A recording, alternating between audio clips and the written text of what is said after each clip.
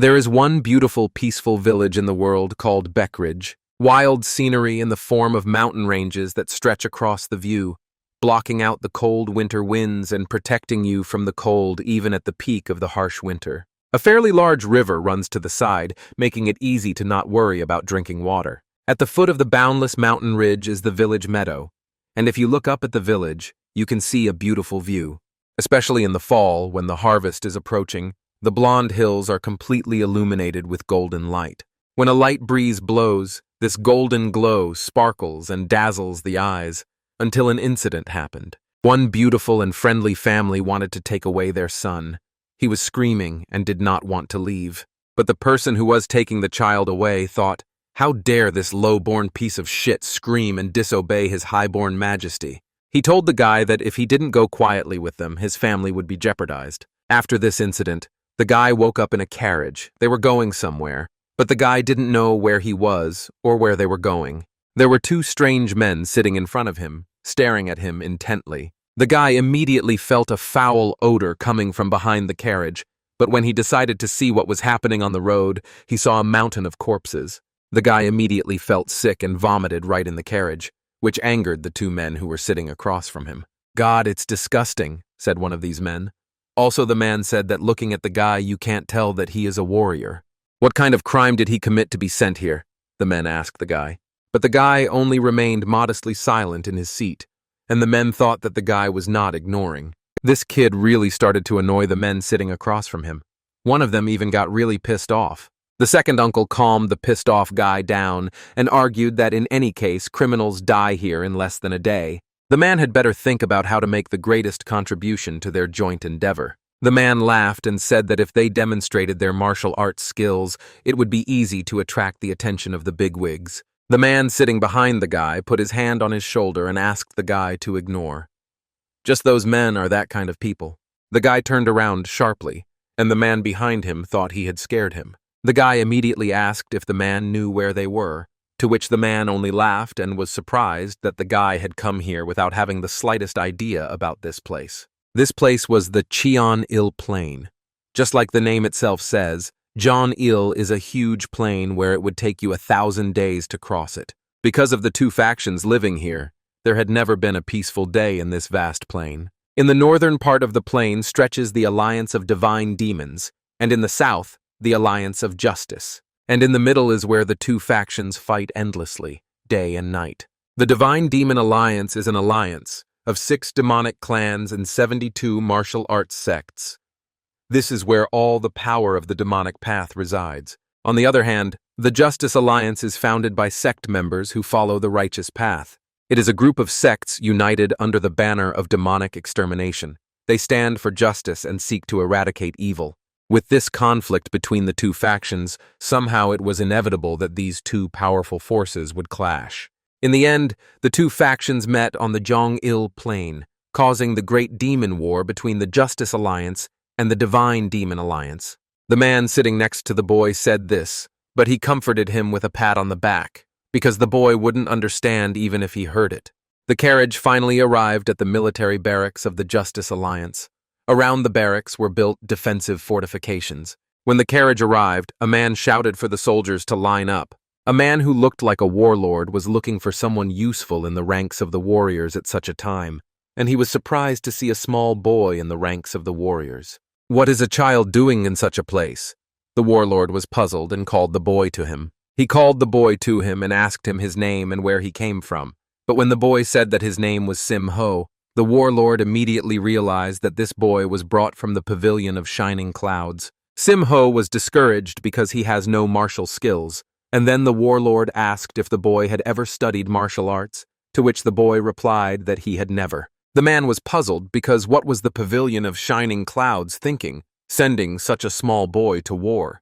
Well, it's a place where even people who have mastered martial arts become corpses in an instant, so it doesn't matter. At that moment, the enemies started attacking the Alliance. The drums started beating, and people started shouting that the Alliance of Divine Demons was attacking everyone into battle.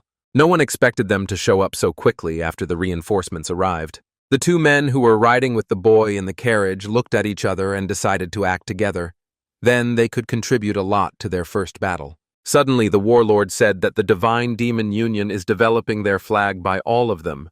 We need to go into battle and lower the enemy banner. The warlord will officially welcome everyone in the demon extermination squad if they come back alive. Suddenly, a brutal battle ensues and the warlords all rush to certain death. One of the enemy leaders killing Warriors Alliance Justice thought that if they send such pathetic people to fight, then the number of talented warriors in the alliance has reached a minimum. This leader was Seok Daijong, the leader of the army of divine demons. The boy sat in the middle of the battlefield dumbfounded and unaware of where he was and what this place was. All he saw on this brutal battlefield was blood and corpses everywhere. While the boy was sitting there not understanding what was going on, he was about to be attacked by one of the warriors of the hostile faction. But the boy was saved by a stranger warrior who thought he was saving his friend. When the warrior turned around and looked at who he had saved, he realized it wasn't his friend, but just some kid. But the warrior reached out to the boy and asked him what was wrong with his face, why he was so scared. The boy's savior was stabbed in the back with a sword and died. The boy was left alone with the bloodthirsty monster who killed his savior. When the enemy came at the boy, a wild fear of death gripped him. The boy began to reach for the sword, for he could not die such a senseless death. He did not want to die in such a place. He wants to come back alive. Lying on the earth with his face slit open and looking at the corroded sword lying on the earth with fright, the warrior who had attacked the boy was getting closer and closer to him, threatening to slaughter all the bastards of the Justice Alliance. The boy's friend gathered his strength and dared to repel the attack of the demonic alliance warrior. Does the enemy think that the boy so easily accept his death? Because the boy has already picked up the sword and stood in a stance waiting for the attack of the enemy. The enemy thought that the boy was too confident. How dare he oppose him? He was just a little boy. At the same moment, the enemy warrior lunged at the boy to kill him. The boy thought it was the end, but suddenly he repelled the enemy's attack. At the same second, the squad leader of the Black Bull Ju Jin Ok jumped out from behind him. The commander reflected, saved the boy, and repelled such an enemy by piercing him with his swords. The boy stood behind, discouraged, and again not understanding what happened. Suddenly, from nowhere, enemy riders with spears and on horses wanted to attack the boy and the Black Bull squad leader, but a girl from the Black Bull squad was ahead of them and attacked them stealthily. She neutralized all the enemy warriors. The girl was Sa Hua, a member of the Black Bull, and she didn't understand how she could run away when there were so many opponents on the battlefield. The boy saw the whole picture, but he could not understand who were the members of the Black Bull and what kind of Black Bull it was. An elder appeared beside him and explained that the Black Bull Squad was a special unit of the Justice Alliance. The elder's name was Maul, and he was also a member of the Black Bull Squad. He asked the boy what had brought him to such a battlefield, since he was a small child. Maul examined the boy's wound and saw that early deep the lad might still have a scar. The enemy army was overconfident, and its commander told his soldiers not to be afraid, for they outnumbered the enemy. But immediately after his command, the enemy warriors were hit by karma. They were all killed by the arrows of one of the Black Bull members. This member of the Black Bull was named Dang Dino, and he was the best archer of the squad. After the enemy warriors were killed by the archery, their commander told everyone to retreat as planned. But another member of the Black Bull, the majestic warrior Guan Seok, appeared in front of them. He clearly didn't want to let the enemy soldiers go.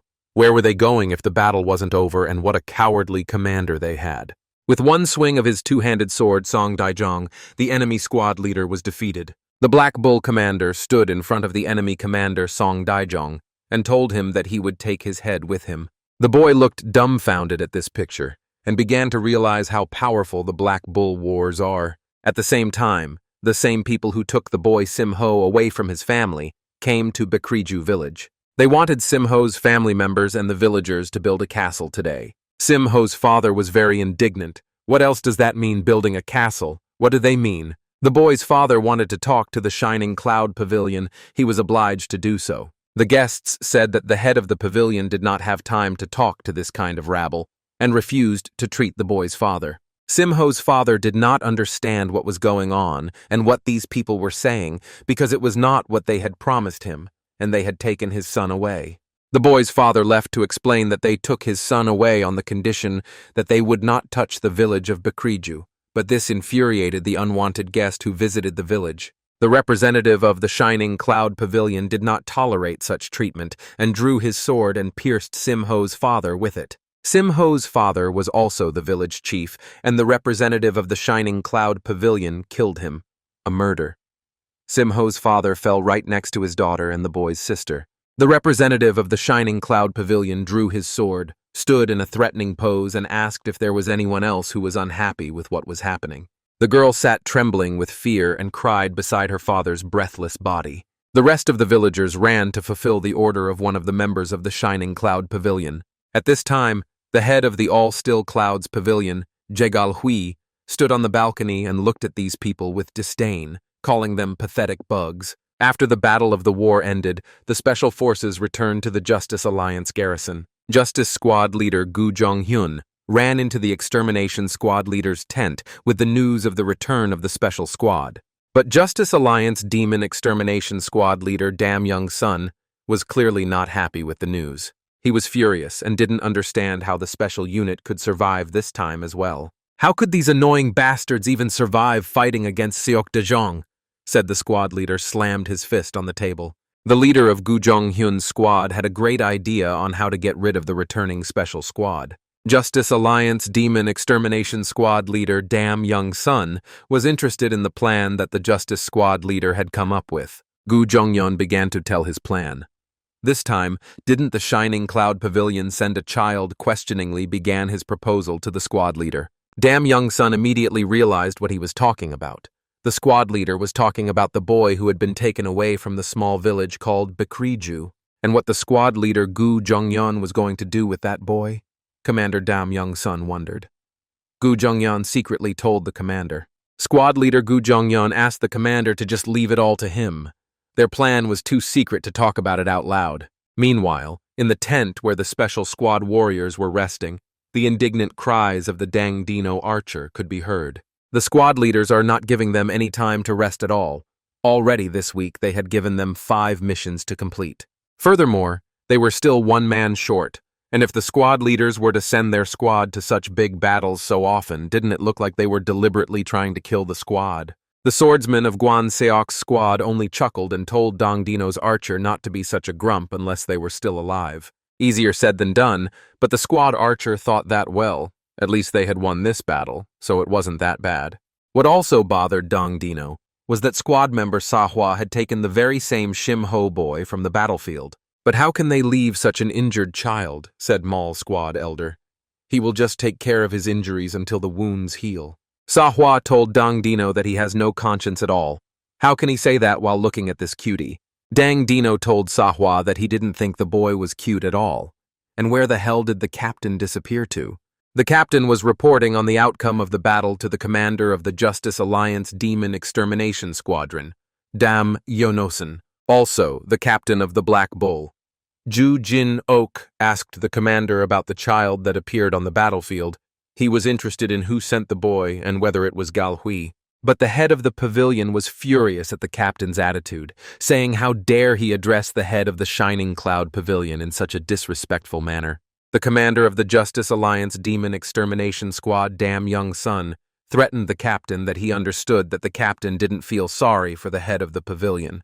But this time the captain had gone too far. Jujin Ok was angry at the pavilion head. How could he send a child who is not trained in martial arts to a special unit? Because this decision doesn't make any sense. Commander Dam Young-sun told the captain that the boy was a good kid, and despite his lack of skills, he was able to survive such a large-scale battle.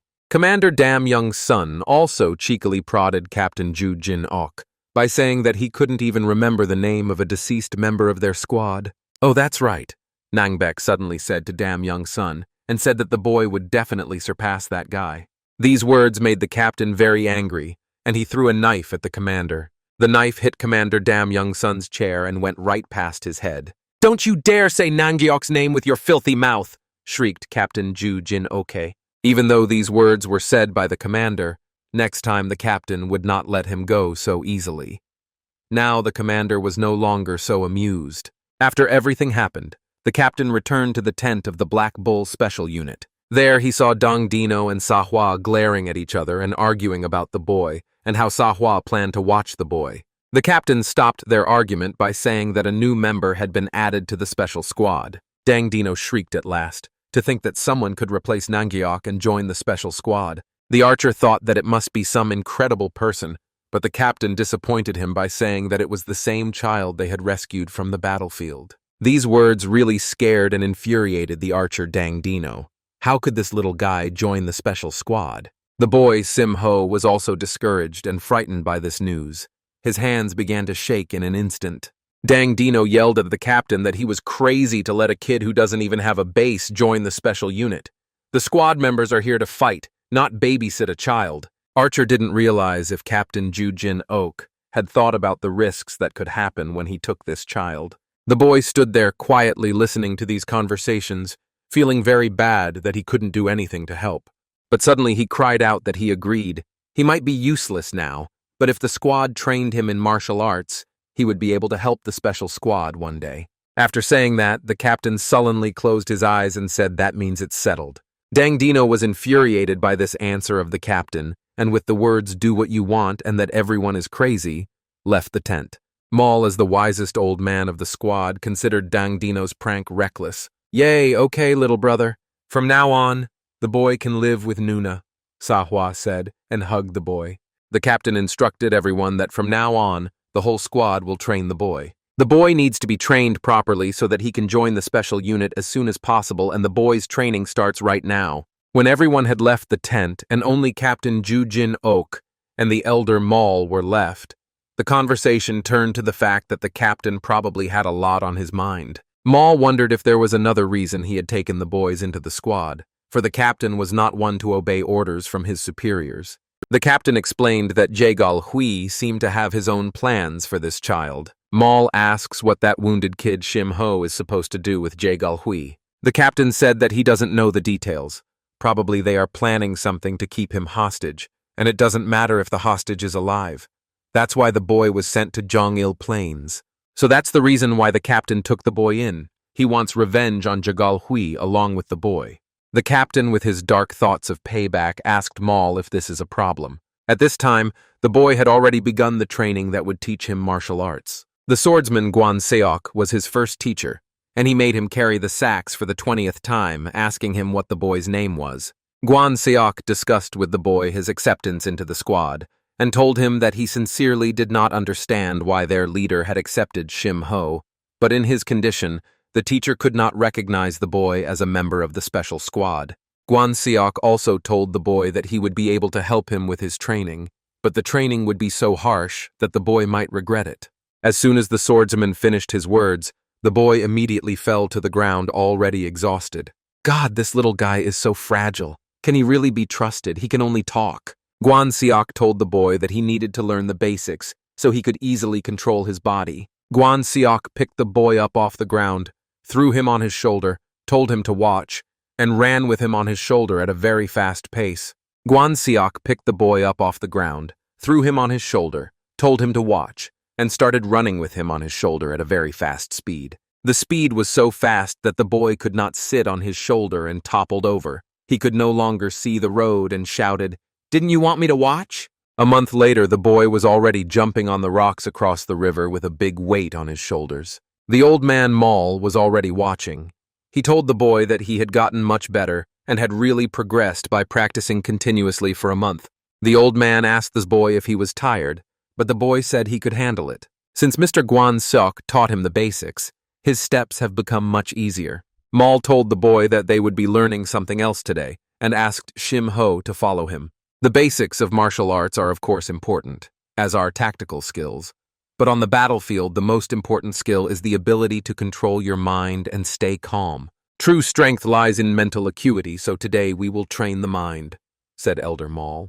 To train the mind, the boy asked Elder Maul questioningly, and how is it possible to stay calm? Maul showed the boy an antibacterial plant. It is a vital plant, the main ingredient in many medicines. The elder instructed the boy to gather as many as he could. That was his assignment for the day. What? Collecting herbs? The boy indignantly asked the elder how he could survive on the battlefield by collecting herbs. You brigand, don't underestimate activities like herbalism. You'll regret it, Maul said. The best training to develop patience and attentiveness is picking herbs. The old man went towards the forest and said that he would look there, and told the boy to go in the opposite direction. The boy was already thinking that he needed to become strong faster to get out of here. Learning martial arts alone was ineffective. Something else was needed. Even this helpless old man was still looking for herbs. While the boy was walking and thinking, he saw a plant similar to the one the old man had shown him. He wasn't sure if it was the same plant, but he took it just in case. Speaking of which, if this continues, he'll never see his family again. He's not even sure if Hyun's father and sister are still alive. As he was gathering herbs, he saw the Divine Demon Alliance warriors below and stealthily began to follow them. Suddenly, one of the warriors noticed the boy hiding behind a rock. He jumped on the rock, shouting, "There you are, you bastard!" It was yours who attacked the boy Sim-ho and wanted to kill him. But out of nowhere, the elder Mal came out of the foliage. He calmly pierced the enemy warrior of the Union of Divine Demons with one swing of the ball. When the other warriors of the enemy alliance wanted to attack the old man and the boy, Mal calculated the direction of the wind and the angle of inclination, and moved a rock off the cliff at the enemy warriors. The boy was surprised that the old man had planned everything so clearly and cold-bloodedly, calculated and defeated the enemy warriors. It would be a big mistake to think that Grandpa only knows about medicine. Suddenly, Mal took the boy and jumped up, and there was an explosion under them. An arrow flew straight at them, but thanks to the old man, they dodged it. They were looking for the old man, and had heard that he had been seen nearby, but they didn't expect the old man to be gathering herbs here. The enemy warrior knew that today was the anniversary of the death of the old man's father Mal, and congratulated him by asking him how to share his father's fate. The warriors of the enemy alliance of divine demons surrounded the old man and the boy. The old man thought this was becoming a problem, so he reached into his pocket and pulled out a torch, instructing the boy to go up to the tree hill and light the torch there so their camp could see the call. The boy quickly rushed to the hill with the tree to light the torch and call for help. The enemy warriors immediately attacked the old man, but the old man told Sim-ho to run away. He would hold off the enemies himself. "Don't give them a vent, such a pity for you. The opponents are just old men, child-screaming enemy warriors." Mal responded by saying that they will pay dearly for underestimating this old man. Are they trying to avenge Seok Daejong's death? The enemy warrior said that the old man was full of shit, and no matter what he said, it wouldn't make a difference. He would tear the old man to pieces and offer his soul as an offering to his older brother. The enemy warrior also shouted to the others that they should catch the boy. Why they let the boy call the others? The enemy warriors rushed after the boy but could not catch him, because it is not the same little boy who was before. Mal, seeing that the enemy wars ran after the boy, attacked them from behind. Why are they running after the child? The wars that were behind him shouted at the old man how dare he turn his back on them. Old men are old men, but when it comes to defeating an old man, the enemies can do nothing. Mal had already begun to get on the nerves of the enemy warriors. They were very angry with him, but they could do nothing. The warriors who ran after the boy were prowling around looking for the child in the bushes but couldn't find him. The boy's bush friend attacked his abusers who were looking for him. Sim-ho shot at the enemy warrior, but his arrow lightly grazed the cheek of the offender. The boy realized that he was not hit and had to run away from the enemies as fast as possible. The enemies ran after the boy because his hiding place was open, but suddenly one of the warriors froze and realized that the old man's weapon was poisoned. In the meantime, the boy had already reached the hill with the tree by which he was to light the torch. "We must hurry up and call the others from the Black Bull's special unit. We must throw a flare." But just as the boy was about to call out the rest of the Black Bull members, one of the enemy warriors hit him from behind.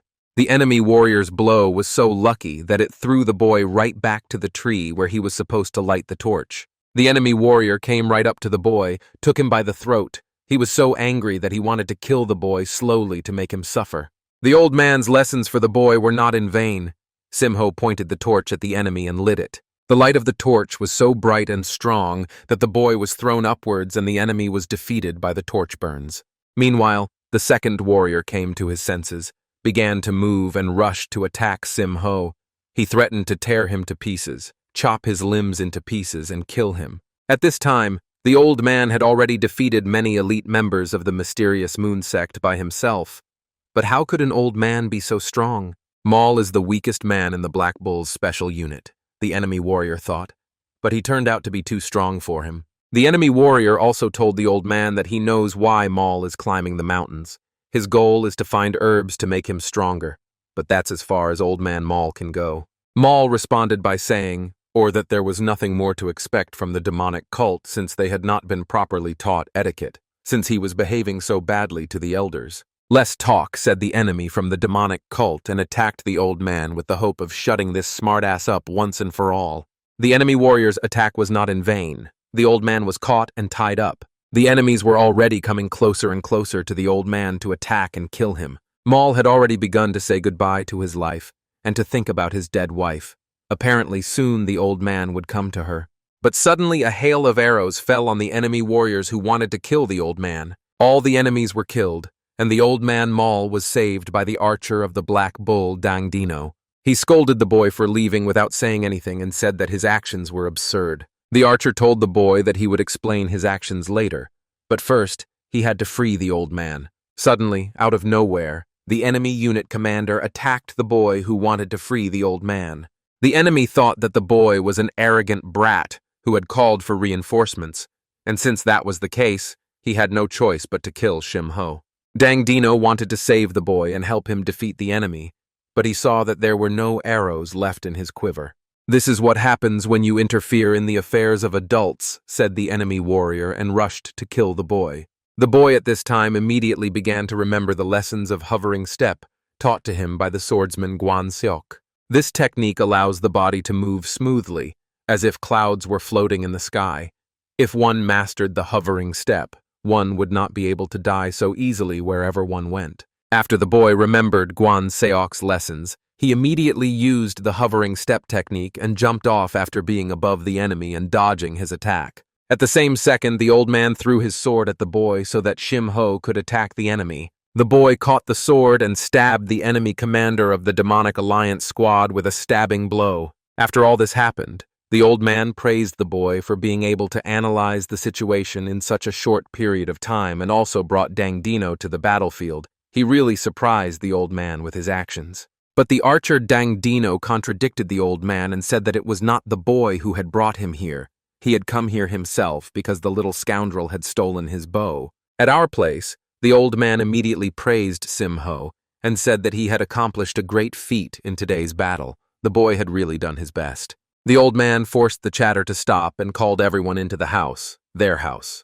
Shim Ho fought with the mysterious moon sect and won, and Manhwa cried out questioningly when she heard what happened. "Wow, my little brother is so cool," she shouted, hugging Shim Ho and holding him to her chest. Dang Dino was jealous and said that Manhwa was treating Shim Ho like an older sister, even though she was his aunt. And Shim Ho keeps bragging about this strike. Even though he was just lucky, no one recognizes such an achievement. This kid is really something. He really did it by himself, single-handedly defeated the warriors, all whom Mysterious Moon wondered Guan Seok. Good job. Shim Ho praised the boy swordsman and his teacher. Now he is a real man. There on the battlefield and to take care of himself was not an easy task, but he also saved old Maul. The boy was very embarrassed, and Manhwa's sister smiled at his modesty. Dang Dino was even more angry at the attitude of the teammates towards the boy. "I can't believe my ears because I saved them," shouted the archer Dang Dino. He thought that if he hadn't found them, I was the kid, and old man Maul would be the wine of the world. "Oh gods, good job," congratulated Dang Dino Manhwa and kicked him on the cheek. Deep night came and Shim Ho went to the training ground to beat the training scarecrow. The boy was seen on the training ground by the captain of the Black Bull squad, Ju Jin Ok, who approached the boy and asked him to stop for a while because he was training day and night. What the boy did today was very brave, when faced with a large number of enemies to divide them, and eliminate and then attack from ambush is the most effective tactic explained to the boy commander. Shim Ho immediately rushed to save old man Maul, the commander asked the boy. It was done out of principle to protect their colleagues. It is important. The boy asked about Grandpa Maul's condition, if he was okay. The commander reassured the boy not to worry. Despite his appearance, this old man is in good health. Shim Ho shouldn't worry.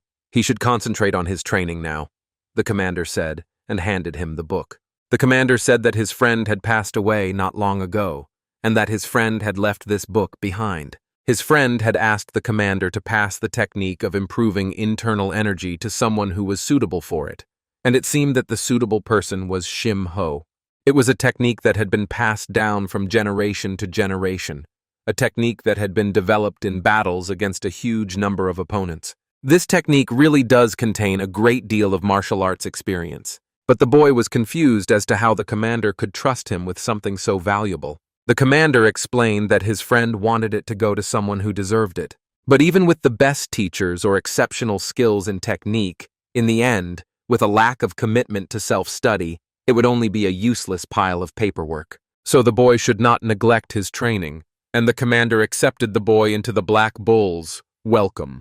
The commander said he's been training all his life to become stronger. For a child without a strong slave, the only way to become a man is to become stronger. No matter how hard the commander tried, he couldn't rise higher than a third-rate fighter. The reason was because he didn't know the proper techniques to improve his internal energy. The glorified part says that the perfection of inner energy comes with the years. The boy immediately began to study the book. He too is eager to learn it. What a marvelous man with the conviction to become stronger. He decided to create his own martial arts formula from scratch, wondered the boy reading the book. The manual that Jujin Oke gave him was more like a chronicle or diary rather than a martial arts manual. In the manual, in addition to the story of Nangeok's life and battles, the lives and experiences of countless people were also described. Shimho decided that one day he wanted to see what was at the end of the warrior's journey. The end of Poutine, despite numerous failures, these people never gave up. Shimho still didn't understand why Jujin Ok gave him this guidance, but in order to survive and return home, he must train for this. The next day, when Mal and Jin Ok were chatting in the commander's tent, Mal said that it was unexpected that the commander had just given him the leadership of Nangeok like that. The commander explained that he had decided it for himself the moment he found out that the boy had gotten here because of Yegal Hui's plan. Taking Shimho hostage, does that mean they were up to something? The elder wondered. Yes, that's why they have to train him so that the boy can resist, said the commander. Jin OK isn't sure if the kid can survive until the end, but if he does, he hopes that one day Shimho will repay Jegal Hui in kind. Nangok would definitely be happy about that. Mal is sure that if what happened to Nangok is because of Yegal Hui, then he hates Jegal Hui even more than the alliance of divine demons, and they are his main enemies. Isn't the head of the Shining Cloud Pavilion the elder brother of Commander Jujin Ok? Asked the old man. Rightly said by the commander, he is considered an excellent elder brother, but at the same time, he played a big role in getting the commander exiled to this place, said Jujin Ok, watching the reflection in the glass. A little later, at the Justice Alliance headquarters, in the Shining Cloud Pavilion, the girl who was the deputy head of the Shining Cloud Pavilion, Dan Se-rien, came to the head of the pavilion, Yegal Hui. Dan Se-rien came to the head with scrolls that had information regarding Deputy General Seok Dejong's death. The light ones stated that after the death of Deputy General Seok Dejong, who was killed by the Black Bull Squad, Yui Junhei, the head of the mysterious moon sect, was also killed by the Black Bull Squad. Jegal Hui immediately thought that it seemed that his younger brother could not sit quietly and like a fish thrown on the shore, fluttering aimlessly. Yegal Hui also asked about the situation with the defense of Bakriju village. The girl replied that the report says that everything is going well. If everything goes well in a couple of years, the construction will be completed according to the head's will. Jegal Hui said that his words were true. If I don't hold the village head's son hostage, he won't do anything. Dan Se-rien said that if the report of the Justice Alliance officer was to be believed, the village head's son was still alive and had been accepted into the Black Bull Squad. Chief Jegal Hui was furious at such news. How could the child become part of the Black Bull, and why is he only finding out about it now? The girl explained that what happened was that the commander was acting on his own will, but she would immediately request the commander's transfer right away. Jegal Hui was furious. This commander is an idiot. How could he report something so important only now? Apparently, little brother is having a hard time. But Kryju will become a fortress of the Justice Alliance, so you must always be careful and stay alert, said the head of the Shining Cloud Pavilion. Walking out of the pavilion head's office, the girl sighed. She had joined the Justice for Justice Alliance, but why wasn't the alliance what she had envisioned it to be? Killing innocent people to take over a village and treating a boy like a toy. What are the girls to do now? 3 weeks later, the boy was practicing on the training ground and honing the skills appropriated from the new book. It was all because of the internal energy of the cultivation technique, although it was still weak, as his internal energy had only been formed in 3 weeks. The boy still didn't understand how to accumulate energy quickly. However, he was doing it all on his own. He came to the swordsman Guan Seok for help. He would like to know how to gather energy soon. Guan Seok offered this boy a drink to start with, but he refused. He couldn't drink yet. The swordsman was highly persistent and said that he himself had started drinking at his age, holding out a drink to Shim Ho. The boy asked Guan Seok why he was suddenly starting to act like this. What did drinking have to do with cultivation? The teacher poured more and more drink into the glass. It was already starting to spill over the edge of the glass, but he kept pouring. The boy shouted, "Stop!" It was spilling, but the teacher kept pouring, telling him that a small glass could not hold a large amount of alcohol. This is what happens with the boy's inner energy. No matter how full of enthusiasm and will he is, his inner energy will always be limited by his own abilities. And then the boy realized that if his body is not able to accept the internal energy, it turns out that there are limits to what can be achieved by developing internal energy alone. The people who wrote this book certainly know that there are some gaps in their techniques, but no one has ever been able to find a solution to whether or not it's true that there is no way to get stronger in a short amount of time. While the boy was pondering all of this, Nuna stealthily crept up behind him. She suggested that the boy stock up with her for future warfare. Simho went with Nuna to the Manmulro market of the Justice Alliance, and Manmulro means the market where you can find everything. Even in times of war, Manmulro is a place where people live, for whom the market is what they do for a living. Surely in this place the boy can find everything he needs in battle, and this market is at the very epicenter of the war. Of course, it's bad enough that there is a series of such grim events, but at least Nuna and the boy miss such a lively place, because it makes you forget about the war. Everyone who saw Sahua at the market discussed her, saying she was the flower of death, and on the battlefield she was a truly terrifying woman, but no one knew who the kid next to her was. Above all, the best thing about Manmulro's market is that there's a lot of stuff here that you almost never see in war. Suddenly the boy heard 2 of the Justice Alliance's Spirit Hunter squad. One of them was named Unchu-san, talking on the sidelines. The 2 talked about how this is not a market, but a bread and butter market, how people live in this place. It's just a backwater. Unchu-san said that his father told him that if he wanted to make a name for himself, he should go to the Jon-il Plain. So despite the hardships, he settled here. He was also afraid that he would die here before the fight against the Divine Demon Alliance could begin. Shimho couldn't stand such talk about this place where people live and work and hit Unchu-san. The boy shamed Unchu-san and slapped his face in the dirt. How dare he blacken this place? The second member of the Justice Alliance Spirit Hunter squad attacked the boy from behind. Well, the attack was immediately repelled by Sahua. After everything happened, Shimho and Sahua took the 2 to a secluded place and started questioning them. Turns out that these 2, along with Simho, came from Bekriju village. Simho's father is the head of the village fighting someone to protect the village. He even sent his son as a hostage to seal the deal.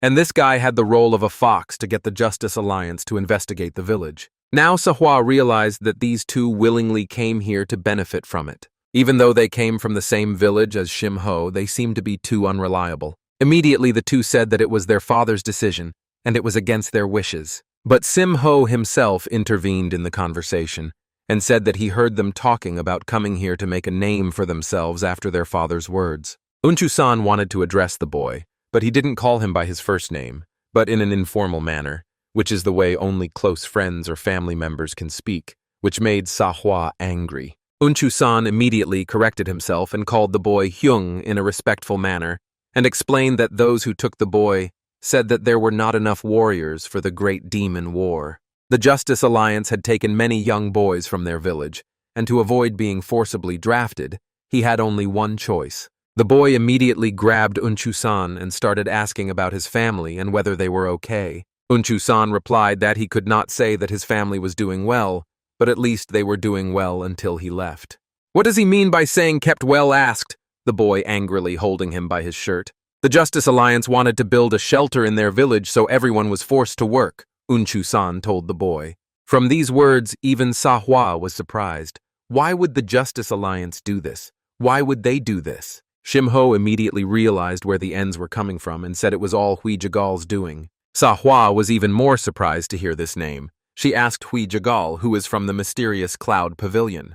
Hui Jagal is a disciple of Moon Chun Sang, the second-generation head of the Justice Alliance, the head of the mysterious Cloud Pavilion, a group of strategists who keep important information. As the deputy of the Justice Alliance, he has very immense power. It wouldn't be an exaggeration to say that most of the cases conducted by the Justice Alliance are run by him. Even though he's the older brother of the head of the Black Bulls, Manhwa heard that they don't get along. She never thought he would do such a thing under the name of the Justice Alliance. This all infuriated the boy even more. What were these rascals even doing while it came to this? These two used to brag about knowing martial arts in the village, but look at them now. People from their village were being taken away and killed as if the Justice Alliance didn't care about what they had done. Unchu-san was already exhausted, and he justified to the boy that he couldn't do anything to help if he resisted. The others would kill him as well as the head of the village. When he told Shim-ho that his father had been killed, the boy turned blue. After saying that, the two ran away, saying that it was their fault that Baekryju had fallen. The boy stood there stunned, blaming himself for what had happened. Shim-ho was very upset at what he had heard and was in a bad mood. He had no mood for anything. He had abandoned his training. He lay there remembering everything Unchu-san had said the day before and replaying the news in his head. The guys had been watching him the whole time. They knew what he was going through. Manhwa understood more than anyone that his little sister was being held captive while he fought tirelessly on the battlefield. Just imagine how unpleasant that would be. Moreover, hearing that your parent was killed must be shocking for such a young child, said Gwaseok. Dang Dino also said that this little boy on the battlefield had no history of his own. It was obvious that Dang Dino still disliked the boy. Mal realized that Dang Dino was constantly escalating the situation. In the end, he would receive divine punishment. As night fell while everyone was sleeping, Shim-ho decided to get up and leave, probably hoping to help his sister in some way. He went to the hole in the fence that he had found beforehand when he was practicing. He opened the hole and tried to sneak out through the fence, but he didn't know that the leader of the Black Bulls was waiting for him outside. When the boy was already outside, Ju Jin-ok sneaked up behind him and asked him if he was planning to defect. The Black Bull leader realized that the boy was worried about his sister, and he told him if Shim-ho wanted to leave, he wouldn't stop the boy. But there is one thing. If Shim-ho leaves now, he will be branded as a deserter and will be relentlessly pursued. If he is caught, he won't be able to avenge his family. If the boy can leave this place, it doesn't mean he can stand up to Jaegal Hui. Shim-ho asked the Black Bull captain what he should do in such a case. The boy thought that the leader of the Black Bulls wanted the boy to die fighting for the Justice Alliance that killed his father and made his little sister's life a living hell. Ju Jin-ok listened to Shim-ho and asked him what he really wanted. Shim-ho told the leader that he wants to avenge his father and save his little sister. After talking to the leader, the boy realized that the only way for him to achieve these two goals is to become stronger as soon as possible. But right now, the boy has no other way to achieve that. So even if this body is all he has, he is going to face Jaegal Hui right now. Mal intervened in the conversation, who said there was no other way. He asked the boy. Mal also told the boy that he seemed to have reached a bottleneck with the Nangyeok Internal Energy Cultivation Manual. The boy asked Elder Mal how he knew about the bottleneck in the cultivation manual. Mal said that he had been studying the techniques of internal energy cultivation since he was young. Besides, whenever Nangyeok practiced this technique, he was present and could not watch him practice. How could the elder not realize the problem he was facing? The essence of Nangyeok's cultivation technique is the balance between internal and external techniques. However, the cultivation manual that Shim-ho had received only contained the external cultivation technique. So, although one could refine his martial art to a certain level, there was a limit to how much one could improve with only external techniques. The boy realized why he had such slow progress when he was trying to accumulate internal energy. It has been a long time since Mal came to the Cheonil Plain, and in that time he has treated many people without regard to their social status. In the process, Mal developed the acupuncture technique. It removes impurities. Also, with the acupuncture technique, it corrects unbalanced energy and maximizes the stimulation of innate potential. Thus, it makes the human body as pure as possible in order to stimulate the innate potential. As the human body is purified, it turns into a vessel capable of absorbing a huge amount of internal energy. To receive golden needle acupuncture, one must abandon all previously learned martial arts techniques. No one in the Black Bull squad has ever received this golden needle acupuncture. Old man. Well, isn't this a secret technique that he created exclusively for his own granddaughter? Asked Maul, the leader of the Black Bulls. Maul told the leader that as he knows his granddaughter is no longer in this world. What was the point of giving it a grandiose name if it would just gather dust? Maul needed to use it to show its true value. The leader of the Black Bulls was worried because it was very dangerous. Moreover, if Sim Ho, who had not studied martial arts properly, received the golden needle acupuncture technique, he might even die. The boy clenched his fists and like a man said he would do it. He must become strong. Shim Ho must return to Bakriju village as soon as possible to save his sister and all the villagers. If Ju Jin Ok didn't allow the boy to join the Black Bull troop just out of pity, Shim Ho asked the leader to let him do it. Ju Jin Ok consulted with Maul, wondering what the elder thought about it, if the boy would be able to endure the process. The elder said that this boy had survived on the battlefield many times, and it was probably worth trying to use this technique on the boy. However, it would be better to prepare carefully as he might not be able to withstand the pain and try to escape. They decided to do it in the morning the next day as soon as it bloomed, so everyone went to bed early. When everyone woke up, no one understood what was going on. They all asked the leader what it all meant. They didn't understand what Elder Maul and leader Ju Jin Ok wanted to do to Shim Ho, but the elder and the leader seemed to ignore everyone and only talk to the boy. They were ready to start now and asked if Shim Ho was ready. Once they start, there's no turning back. They can't stop halfway. But the boy only said that he's counting on Maul as he has to go back to the village. The elder nodded understandingly and immediately began the acupuncture procedure with golden needles. He pierced the boy with these needles. The pain was hellish, but Sim Ho endured it with all his might. The boy was screaming so hard that the other members of the Black Bull wanted to help him, but the leader ordered everyone not to move. The boy was in a lot of pain, but he had to endure it all. He had to go through it to become stronger. The boy's memories of his father and little sister helped him endure such hellish pain, and he would surely grow stronger and protect his family. A while later, a figure shrouded in light stepped silently through the bamboo grove, cutting through the fog of the night. Through the bamboo foliage, she moves with determination, clutching her sword, ready for any outcome. Suddenly, she finds herself surrounded by enemies hiding in the foliage who want to attack her. At first, the girl thought that those who surrounded her were Justice Alliance warriors. Obviously, this mission has been kept secret. Even in the Sky Demon Coalition, only a few people know about it. Does the Justice Alliance always keep their ears to the ground? If not, then maybe these guys aren't the duct tape of justice, thought the girl. The warriors realized that the girl understands what's going on here. They decided to kill her immediately and not wait for the girl to attack them. As expected, this girl is very perceptive.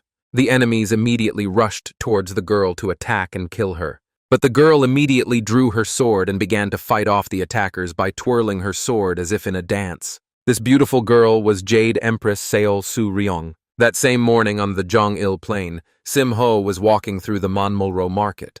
It seems he had come for more supplies. Shim Ho came to an old blacksmith whom he hadn't seen in a long time. But the old man pointed out to him that this guy had already been coming here regularly for 6 years. Sim Ho told the old man that he had come to pick up the goods he had asked for last time, at which point the boy had already turned 18. The old man immediately said that he already knew everything and called the guy a scoundrel. According to Sim Ho's request, the weight of the breastplate was kept at 18 kilograms, and together with the shoulder pads and belt, its total weight was 28 kilograms. The old man thought of the guy was a crazy person to order such incredible things, but Sim Ho just thanked the old man and left.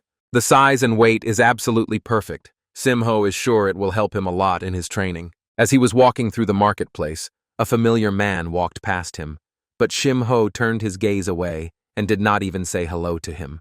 This person was the commander of the Justice Alliance Demon Extermination Squad, Dam Yong Seong, and when they had already passed each other, he stopped the guy. Dam Young Sun rebuked Shim Ho that it seemed that the Black Bull Squad did not teach its members good manners. Shouldn't he greet the commander-in-chief when he saw him? Shim Ho immediately replied to him if Dam Young Sun really expected him to be polite to the person who threw him into this hellhole. The assistant commander of the Demon Extermination Squad immediately cried out that this guy was crazy, and he was even crazier than he thought. How dare he speak against the commander of the Justice Alliance? Dam Yongsong said enough. Is there really any point in plucking a blossoming flower with his own hands? The Alliance commander also told the guy that he didn't know how he had managed to hold on for the past 6 years, but she would be the time when the guy and his arrogant leader would die in agony together. At that moment, the conversation was interrupted by a fight between Dong Dino and Manhwa, who were resting nearby. Manhwa hit Dong Dino really hard and he didn't understand why she did it. Immediately, she told him that no one asked her to put her cheek on the line to get slapped in a game of chance. The Assistant Alliance Commander was very surprised that the wall was destroyed with just one blow. Looking at the girl, it seemed like she didn't expend much energy either. After seeing this situation, they decided that they didn't need to look at it and turned around and left. Shimho saw Nuna and asked her cheerfully if she was playing dice again. The girl heard the guy's voice and turned around and asked how he was doing. He was here again to ask for some strange armor. Dang Dino interjected into the conversation and said that after all, Simho is as crazy as Nuna. But Simho immediately answered him. What else can he say when he's being beaten by a woman? How humiliating it is. Instead of going to the Black Bulls, why not go to the courtesan pavilion? Well, On also offered to pick out some nice clothes for him. Dang Dino got mad and asked her to shut up and offered to play another round. But suddenly a smoke bomb flew at him from behind. Dang Dino was dumbfounded. They immediately realized it was an attack.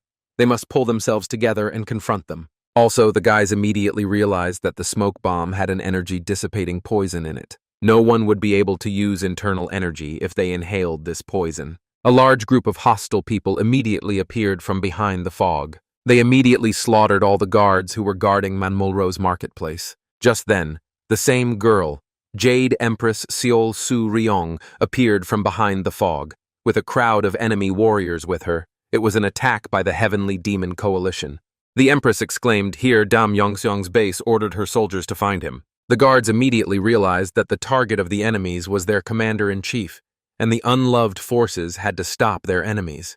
The Empress immediately warned everyone that whoever stood in their way, they would be mercilessly killed. Too bad. But Manhwa had already inhaled the poison-dissipating energy by this time. She would be useless in this battle. They didn't expect to be attacked in Manmulro Market, which seemed to be a safe place. Unfortunately, the leader was in the barracks at the time, and Old Man Maul went to gather herbs. Dang Dino was immediately attacked by one of the enemy warriors, calling him a courtesan. The guy was very angry. Because who is a courtesan here? Before the enemy could finish his sentence, he was immediately attacked by Simho. It seems that the poison did not affect him. Simho immediately told the archer to leave and inform the leader, and he would do his best to keep the enemies at bay in the meantime. Dang Dino objected to the guy. If the leader found out that he had come to the gambling hall again, he would punish him very severely. Nuna immediately kicked Dang Dino and instructed him to listen to what Simho said and run after the leader. At this time, the Empress was already walking among the corpses that had fallen by her hand. She was very surprised that the energy-dissipating poison that they had spread did not affect Shimho in the slightest. She immediately decided to realize what was wrong and attacked the guy from behind to remain unpredictable on the battlefield. Shimho very easily brushed aside her pathetic sneak attack. The guy didn't wait for the next attack and began to charge at the girl with his barrage of blows. He hit the Jade Empress so hard that she was thrown very far away from him, but she withstood the blow. Seol Su Ryong immediately realized that she was dealing with a very strong opponent. This whole story of Jade Empress Seol Su Ryong began when she was summoned by the Lord of the Heavenly Demon Coalition, Dam Chul Hwan. Seol Su Ryong was his younger sister, and they had not seen each other for a long time before he summoned her. The Jade Empress called her elder brother Heavenly Demon Lord. It was obvious what kind of relationship they had. The Coalition Lord asked her if this was the first time they had met since the former Lord of the Heavenly Demon Alliance disappeared, and immediately emphasized that when the two of them were together, they could talk casually. The girl only mumbled languidly, her eyes showing anger. In any case, the reason why the Coalition Lord called the girl to him is because he wants her to go to the Cheon-il Plain. The girl was very surprised by these words.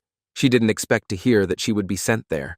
But since the younger sister has been locked up in that castle ever since their previous lord disappeared, only this time the Coalition Lord wants his younger sister to help him in this war. This mission will be a mission to assassinate Dam Young Sun, the commander-in-chief of the Justice Alliance. According to them, Dam Young Sun often appears at Manmulro Market near the Justice Alliance army camp. If they want to meet Dam Young Sun, they should send someone who matches him. Yes, there is another task for the younger sister. The commander-in-chief gave her an envelope and asked her to open it only when she reaches the Heavenly Demon Coalition's base on the plains. After this order, the events that took place in the bamboo grove happened. The girl was sure that the warriors who surrounded her were sent by the Heavenly Lord. But the warrior she was holding by the throat said, "Why don't she ask her master in hell?" The girl threw the warrior to the ground and told him to tell her big brother that he could use a more creative method next time. But that was just the girl's memories. The scene immediately shifts to the moment of the fight between the Jade Empress and Shim Ho. The girl hit Sim Ho very hard. Yes, so much so that he flew back even farther than her at his attack. The guy couldn't understand what this technique was and what this woman was even up to. When Sim Ho looked to the side, he saw shivering with fear of the commander of the squad of extermination of demons. He was wondering where he disappeared. He was not affected by the poison, dissipating energy. Why doesn't he come out and help? Everyone is fighting, putting their lives on the line for him, and he is just a coward. Dam Young Sun immediately explained why he was afraid. He said that this woman was the disciple of the former lord of the Heavenly Demon Coalition, Jade Empress Seol Su-ryong. The girl didn't expect Shim Ho to be okay after such a blow. The guy is surprisingly strong for his age. Now she is interested in who he is. Sim Ho gathered his strength to attack the girl, and he was the one who had to ask such a question. The Jade Empress was very surprised at how fast the guy was. She didn't expect that the Justice Alliance had such a person. However, Sim Ho is not to the point of being so fast that she couldn't handle it. She immediately counterattacked the guy, but he immediately disappeared from her sight. Because of his incredible speed, Shim Ho managed to appear from behind. The girl was shocked by the incredible speed of this guy. He's able to penetrate a space that people can't perceive. He enters the blind spot that people cannot perceive. Sensation, areas beyond the perception of human phenomenon. It was like watching a leopard or a tiger. It could move forward and backward with just one step. Everyone was very surprised that the Jade Empress was being overpowered by someone with a low level of training. But Unchu-san immediately made it clear that the Jade Empress was probably just probing the guy right now. She is the disciple of Young Moon Sung, the former lord of the Heavenly Demon Coalition, and is also the younger sister of Dam Chul Huan, their current lord. Rumor has it that even if she fights with her big brother, she is on par with him. Moreover, the Jade Empress has yet to use this Jade Divine Fist technique. The Jade Divine Fist is as stunningly magnificent as Blue Jade, but it has the most destructive power among all the martial arts in the world. It can rival even the highest level martial arts. This is the most terrifying thing about the Divine Jade Fist. After the girl probed Sim Ho, she was able to follow his smooth, cloudy steps, and they were able to attack each other at the same time. Their simultaneous attack resulted in a large explosion, which shocked everyone present. Sim Ho in a scarlet cloak silently walks out of the mist, his face hidden. Well, his strength speaks for itself. Opposite in the mist, the silhouette of his rival, who had just used the Jade Divine Fist technique, appeared. The opponent effortlessly deflects Shim Ho's attack, but the shards of her technique are scattered in the air, her gaze contemptuous of the enemy's weakness. It seems that this is all that the guy is capable of. Shim Ho rushes forward with a fierce shout, cleaving the air with a powerful punch towards the enemy. The guy clenches his fists, preparing to strike, but Ju Jin-ok suddenly appears and his angry shout stops everyone. The captain of the Black Bull squad praises Shim Ho in a subdued voice for his excellent work in successfully distracting the Jade Empress. Seol Su-ryong turns around in surprise. She didn't expect the reinforcements to arrive so quickly. Ju Jin-ok, surrounded by a whirlwind of energy, with swords at the ready, rushed towards the Jade Empress without giving her time to respond. The Jade Empress parries the leader's attack and admits with irritation in her voice that this fight is beginning to tire her out. Shim Ho strikes a swift blow, and the captain of the Black Bull rushes in after him and collapse on the Empress from both sides. Seol Su-ryong flies off the powerful blow, looking at Shim Ho with disdain, reading him as a pathetic, cowardly man. The Jade Empress fiercely delivers a crushing leg kick at Sim Ho, putting all her contempt into the attack. The Jade Empress descends from the sky like lightning, her kick crushing Sim Ho with a swing, throwing him away. Guan Seok suddenly appeared behind him with his ball raised, his cold voice interrupting the silence of who was accusing whom of cowardice. Guan Xiok throws Jade Empress away with a lightning strike, his anger evident in every movement. The Jade Empress is confused, her confidence in the energy-suppressing poison crumbling before her opponent's rapid recovery. She was sure that the energy-dissipating poison had worked on this guy. The Elder Maul suddenly appears, and when he hears the noise, he rushes to the scene of the fight and happens to dig up some toxin-removing herbs along the way. Hua bursts into the fight with an icy stare, clenching her fists in rage at whoever dared touch her Shim Ho. Dang Dino is relieved to notice that the fighter's internal energy has begun to recover. The outcome of the battle could change. Jujin Oke draws Shim Ho's arm in silent respect, helping him stand up and recover from the Jade Empress's blow. Shim Ho, smiling faintly, accepts Jujin Oke's outstretched hand. He is wounded but still full of determination and spirit. In the blink of an eye, the elite warriors of the Heavenly Demon Coalition were crushed under the pressure of a squad of black bulls acting with lightning-fast precision. Hua angrily challenged her enemies. A sword-wielding giant stood behind her, and anyone who dared to touch a black bull fighter would pay in full, as they dared to even think of touching one of the black bull's men. Elder Maul and Dang Dino stand shoulder to shoulder, their confident gazes leaving no doubt that the enemy has chosen the wrong opponent. Shim Ho and Jujin Oke stand side by side, their gazes full of determination, the Black Bull Alliance ready to meet any threat. Jade Empress remembers with disdain the past of the Black Bulls, when they were considered one of the most troublesome units of the Justice Alliance. The Jade Empress pointed at Shim Ho, not hiding her interest. Her voice sounded firm. She wanted to know the name of the one who dared to oppose her. Shim Ho looks straight into the eyes of the Empress and says his name with a firm voice as if challenging all her arrogance. Smiling with unexpected interest, the Jade Empress repeats his name to herself, Shim Ho. This is a moment she will not forget, and she has a feeling that they will see each other much more often now. Hua, seized by jealousy and rage, leaps out of her seat, unable to contain her emotions. Shim Ho has become so much more than just a squad mate that the Empress thinks she is that she can seduce Shim Ho like this. Dam Yongxiong jumps up from his seat, his clenched fists trembling with indignation. He does not believe that Leader Zhu is serious about messing with the Heavenly Demon Coalition. He asks for these people to be destroyed now. After an outburst of protest, Dam Young Sun is immediately thrust into the spotlight at the order of the Jade Empress, and the coalition warriors rush at him with their blades without hesitation. The attack erupts with a renewed vigor, and in the midst of the chaos, it becomes clear that the enemy's real target all along has been Dam Young Sun, and everything must protect the commander. Dang Dino rushes to the attack, bow in hand, angered by the sudden appearance of Dam Young Sun, which only exacerbates the already heated situation. Guaseok also bursts into the battle with a mockery of an attack. Isn't that what one does in the higher ranks? Hua easily repels the enemy's attack, and is delighted to realize that she is facing a genius of the Heavenly Demon Coalition that she had only heard of through rumors. Isn't that incredible? With a fierce shout, the enemy bursts into the fight, rushing towards Jujin Oak, their gazes meeting as this is not their first fight. The leaders are sick of seeing the face of this enemy for the past 10 years. Jujin Oke strikes Yui-san's face with a crushing force, and the meeting of old enemies turns into an instant advantage for one of them.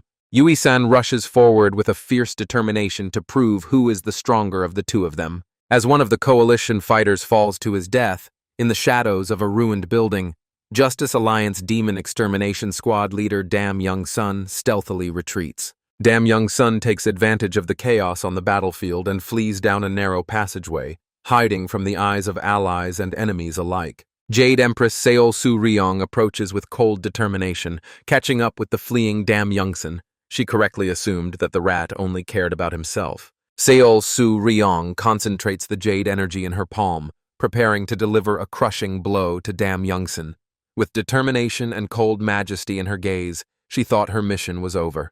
Jade Empress Seol Su Ryong unleashes a crushing wave of pure jade energy, filling the space with radiance and power, leaving no chance for the enemy to escape. Shim Ho appears at the last moment and saves Dam Young Sun from certain death with a crushing blow. The boy springs into action, blocking the path of the Jade Empress's deadly attack, protecting Dam Young Sun from it. Shim Ho, clenching his fist, takes the full brunt of the Jade attack to protect the commander at all costs. The Jade Empress, looking regretful, chides Shim-ho for sacrificing himself for a man he can't save. Only to protect that man, Shim-ho puts his life in danger even though he knows he can't win. Seol Soo-ryong is puzzled by Shim-ho's actions and, not understanding his motivation, wonders why he is so loyal to his comrades. The Empress launches a decisive attack, piercing her opponent with jade energy without hesitating for a second. Shim-ho deliberately misses in his attack, flying past Seol Soo-ryong and avoiding a direct collision. Shim-ho's punch rips off the girl's blindfold, unraveling the fabric and raising scraps of matter into the air. The bandage from the girl's dress, torn off by the punch, falls to the ground in front of the surprised witnesses. Seol Soo-ryong is confused and clutches her dress, but Shim-ho's blow was not fatal, but humiliating. Shim-ho looks forward with cold determination, casting aside doubts that he is not loyal to them. His words sound like a challenge, but to whom remains a mystery. The guy clenches his fists, and without hiding the pain in his voice, says that he is just fighting for his family members who are being held captive by them. With this strength is not loyalty, but despair. The Jade Empress's face showed genuine surprise and confusion as she was shocked by her opponent's confession. The Jade Empress looked at him coldly and turned around, thinking, next time, it wouldn't end so easily. Seol Soo-ryong shouted to everyone that Dam Yongsan had managed to escape. Everyone needed to retreat. One of the warriors reacted unhappily to the order to retreat, asking rhetorically why retreat when their base was just around the corner. He discreetly said goodbye, telling Ju-jin okay to stay alive while he could. The squad was ordered to retreat, and the battlefield was shrouded in thick smoke. Someone used a smoke bomb, giving them a chance to retreat unnoticed. The Empress, shrouded in mist, leaves the battlefield with her head proudly raised and a cold glint in her eyes. They will see Shim-ho next time. Shim-ho, immersed in the smoke and chaos of battle, looked at her and said, Empress Seol Soo-ryong is a woman with an unknown target. Shim-ho suddenly stopped and looked at the ground and thoughtfully said, by the way, she had dropped it earlier. The guy bent down, picked up the fallen cloth, and froze. He recognized the emblem of the heavenly demon lord.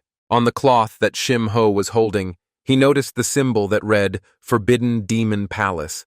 His gaze became tense, and his face distorted with anxiety. The Forbidden Demon Palace is the place where 10 demons suddenly appeared 100 years ago, committing various atrocities. In Murima, they were known as the 10 Great Demons, and were considered objects of fear and terror. In order to defeat the 10 Great Demons, hundreds of skilled martial artists, as well as 10 outstanding martial artists, united together. After a long struggle, they managed to imprison them all in a huge underground cave under Mount Kilian. After the 10 great demons were successfully imprisoned, the entrance was sealed with metal chains and locks to ensure that they could never leave the cave again. Over time, other demons and criminals who had committed unforgivable crimes in Murima began to be imprisoned in the underground cave. This underground cave became known as the Forbidden Palace of Demons, and those who were locked in this underground palace were soon forgotten by the rest of the world. But rumor has it that in the Forbidden Demon Palace, the survivors have banded together and founded a community. From time to time, there were rumors that they were just biding their time in the Forbidden Demon Palace, slowly building up their power. Dam Chul-hwan, the king of the Heavenly Demon Coalition, sat with his head bowed, a bowl in his hand, and a sinister grin on his face. The three-brained sage Yom Cheonil told Dam Chul-hwan with a smirk that he now had a chance to get rid of the Jade Empress and remove her from the Heavenly Demon Coalition. Dam Lord Cheol. Hwan chuckled and said that calling her annoying was too loud. She was only a little annoying. The three-brained sage Yom Cheonil reminded that the plan was for the Jade Empress to die before she reached the Cheon-il Plain, but she was a very tough nut to crack. Wasn't she one of the former Heavenly Lord's watchdogs? Yom Cheonil was afraid that she would refuse to obey his order.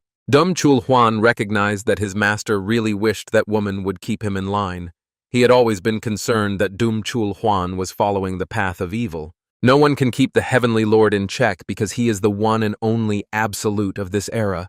Isn't it all because of the abilities of their talented family members? Dam Chul-hwan asked how the search for his master was going. Yom Cheonil replied that he was making every effort to find his master, but it would take more time. The Lord demanded that Yom Cheonil find the master as soon as possible. for it would be very difficult for him to achieve his goal if the old man was still alive. Yom Cheonil replied that he would definitely do so, and would never forget. If they followed the Jade Empress, they would surely find traces of the former heavenly master. The Lord reflected that his master was unlikely to reveal himself so easily. Yom Cheonil addressed the heavenly Lord, mentioning that there was something he had been pondering for a long time. What was this secret mission that the Lord had entrusted to the Jade Empress? Dam Chul Huan revealed that he had personally made the request to his younger sister. The message said that after making contact with the Forbidden Demon Palace, their men should be brought in, and the Justice Alliance's base on the Xionil Plain should be destroyed immediately. The three-brained sage confusedly tried to argue that they had not managed to find the entrance to this place. They know where it is. The Lord explained that they don't know for sure, but so far no scouting party has returned. The three-brained sage said he had a rough idea why. It's because if an outsider enters an abandoned human shelter that the rest of the world has forgotten about, it's like sticking your head in a tiger's mouth. Even if it's the Jade Empress, would she be able to handle so many demons who have been practicing demonic arts for hundreds of years? Dam Chul Huan wished his little sister the best, hiding his true intentions behind a smile. The flag of the Black Bull unit was flying above the Justice Alliance barracks, illuminated by the sunset light. Black Bull Squad Captain Jujin Ok recalled the representative of the Heavenly Demon Coalition with rage in his voice and a clenched fist. Dang Dino couldn't understand whether they were going to release all the criminals from the Forbidden Demon Palace just to deal with the Black Bull Squad. Guan Xiok didn't know for sure if what they were saying about the demons from the Forbidden Demon Palace was true, but his heart was beginning to pound anxiously. Maul sipped his tea thoughtfully and wanted to know how the Justice Alliance's top leadership had reacted to what was happening. Captain Jujin Ok discreetly admitted that he hadn't informed the Justice Alliance leadership yet. It's all because Dam Young Sung hid the Man Mulro Market incident from his superiors. Dang Dino slapped the table in anger, realizing that Dam Young Sung was hiding the truth for the sake of his career.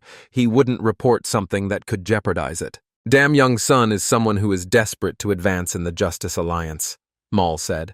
So if he sees something unpleasant and dangerous like the Forbidden Demon Palace, he will try to hide it and not tell anyone. Sa Hua anxiously asked if they were going to stand idly by while the Forbidden Demon Palace and the Heavenly Demon Coalition were getting closer, because that could jeopardize the entire Justice Alliance. Captain Jujin Ok silently lowered his gaze, realizing that procrastination could cost the Justice Alliance too much. Simho suggested that only the Black Bull Squad should go on the mission. This caused Captain Jujin Ok to react instantly. Isn't it their duty, regardless of what the higher-ups say, to protect the Justice Alliance? Does the situation where everyone is in danger even need reporting? Dang Dino immediately yelled at Simho, because this is what they call desertion. If they don't report, they will be caught. Will Simho take responsibility?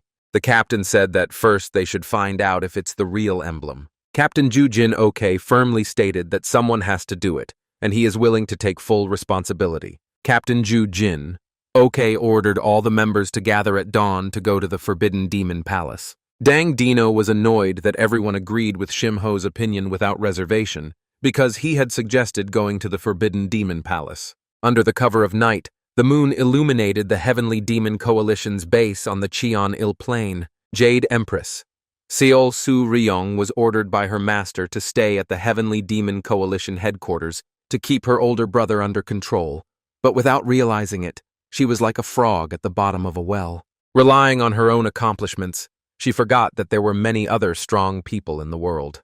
Shimho, even after learning that she had been practicing the martial arts taught by her master for many years, he never gave up. For some reason, she feels a deep connection with Shimho and is confident that she will meet him again. The head of the Heavenly Demon sect in the Iron Sword Coalition, Yu Yi-san, suddenly entered the room, saying that Jade Empress had found someone. Yu Yi-san was surprised that the Jade Empress was still practicing at such a late hour. Seol Su Ryong looked straight ahead and felt that tomorrow morning they would have to go on the road. You looked at Seol Su Ryong doubtfully. If it wasn't just yesterday that they raided Man Mulro Market, they would be attacked again. Seol Su Ryong was about to voice the Heavenly Lord's secret order, but she suddenly froze as if something had alerted her. The girl's friend remembered that this order had fallen during the battle with Shimho when he had intentionally missed.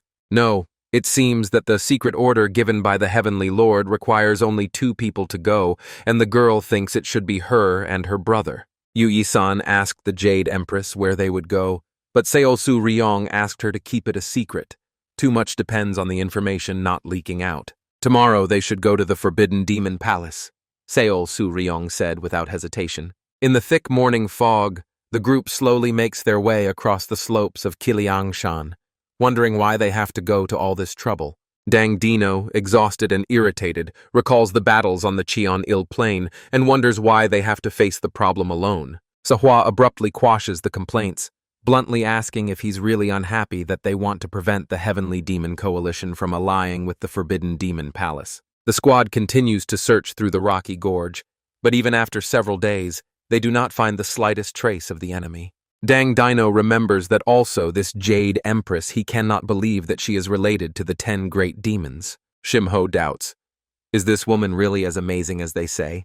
Dang Dino with a shock, he realizes Simho fought with the Jade Empress, Don to know who she is.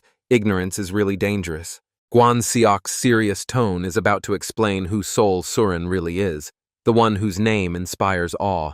It turns out that the former lord of the Heavenly Demon Coalition has 2 disciples under his belt. The first one was Dam Chul Huan, surrounded by darkness and power. The second disciple of the Heavenly Demon Coalition Lord was Seolsu Ryong, the mysterious and dangerous Jade Empress. Both disciples showed exceptional skill in martial arts. Dam Chul Huan is ambitious. He couldn't satisfy his ambition simply by studying his master's martial arts. As a result, he craves for more power. The man who pursued his ambition has now risen to the position of the Lord of the Heavenly Demon Coalition. On the other hand, after the disappearance of his master, Seolsu Ryong, the second disciple of the former Heavenly Demon Lord, becomes a Grand Master. She always secluded herself to train alone and never showed herself to the world, and this Empress, who usually did not appear, was spotted on the Cheon-il Plains. In just one battle, she destroyed the entire Justice Alliance's demon extermination squad, and because of that single battle, she became known as the Jade Empress. The story of Seolsu Ryong was interrupted by Jujin Oke. The squad leader became wary and ordered everyone to be quiet. There was something ahead. This must be the Valley of Torn Sky, where the Forbidden Demon Palace is located. Dang Dino couldn't believe that this place really exists. Sahua surveys the area and delivers the disturbing news the locks are broken. Someone has already gotten in before them. Mal calmly explains that the lock wasn't broken on purpose. It's just worn out from time. Guan Seok agrees thoughtfully. The commander stops at a cave and says that somewhere in the depths, there must be an entrance to the Forbidden Demon Palace. Sahua cautiously looks around, but noticing the emptiness, he assumes that there is nothing to be found. Nuna deftly takes to the air to scout the area around the gorge, as a long stay here could be dangerous for the whole group. With torch in hand, the commander decisively declares that to find out the truth, they will have to go inside. A torch illuminates the path in the darkness, revealing the entrance to the mysterious depths of the Forbidden Palace of Demons. The group cautiously advances into the dark passageway, when suddenly the commander stops, noticing something strange ahead. Dang Dino asks if the point is that there are still demons here. How can they live for decades together where there is no sunlight? Even if they survive and leave the Forbidden Demon Palace, they will immediately go blind or die from the sun. Sahua asks him what he wants to say, just to be honest, and say he's afraid of the dark. A furious Dang Dino reminds him of Old Man Maul's words, warning that without sunlight you can turn into a mummy. The commander suddenly notices that someone has just entered and immediately warns his comrades. The ones who entered the cave were Seolsu Ryong and her brother Yu Yi-sang, ready for the upcoming test. Could it be that when the envoy of the Heavenly Demon Coalition comes, they just completely ignore their guests? They are very rude. Seolsu Ryong wondered if the opponents would respect the weak, and Yu Yi-sang remarked that the bravery impressed him. If these are demons that have only recently been released after more than 100 years, they must be extremely strong. Seolsu Ryong thought, does his brother only take words about fighting to heart? Suddenly, the Jade Empress stopped, and Yu Yi-san realized that there was something in front of them. Seolsu Ryong quietly warned that even a child would notice their careless hiding and ordered them to come out. Guan Xiok swept up, which was to be expected from the Jade Empress. She has a keen eye. The Jade Empress asked what they were doing here, Black Bull Squad. Are they trying to get in her way again? Ju Jin, okay, said that they know that a coalition of heavenly demons are going to join forces with the residents of the Forbidden Demon Palace. They can't just leave Seol Su Ryung alone. Yu Yi-song can't understand how they were found, and Seol Su Ryung is silent, hiding her thoughts. Shim Ho immediately asked Jade Empress if she was looking for the message he was holding. The guy reminds Seol Su Ryung that she dropped this at Manmulro Market, but the Jade Empress tells him that he got the message as expected. Yu Yi-song turns to Ju Jin Ho. He seems to have lost his nerve. He can't believe that Ju Jin Ho crawled into the tiger's den by himself. Why don't he hurry up and get out of here? The captain of the Black Bull Squad says that Yu Yi-san can't go any further and he will stop him. Yu Yi-song pulls out his sword and mockingly tells Ju Jin, okay, that with his lousy skills, he should have said it first. Yu Yi-song is sure that this day will determine the fate of who lives and who dies. Seol Su Ryung asked him what he meant by his mission to accompany her Forbidden Demon Palace. Her little brother said that he knows about it, so logically that's what he should do. But his heart tells him otherwise. Now is the perfect opportunity to wash away a decade-old grudge. Yu Yi-song is going to kill Ju Jin okay today and break the chain of this annoying curse. Jade Empress asked for the sect leader's patience. Has he forgotten the purpose of their coming here? The heavenly demon sect leader said that if they caused enough commotion, the demons would manifest on their own. Yu Yi-song is raring to fight, sure that in any case all their enemies will die here and today. Ju Jin okay attacks with determination, surrounded by glowing energies, ready to fight. Today he will face his enemy. Yu Yi-san and Ju Jin okay collide with incredible force in a mighty battle, fire and lightning tearing the space around them. Yu Yi-san, with rage in his eyes, rushes to attack, shouting insults at the enemy, his strike determined to destroy the enemy. Yu Yi-san and Ju Jin okay clash in a tense battle, their swords glinting in the light and energy shaking the air around them.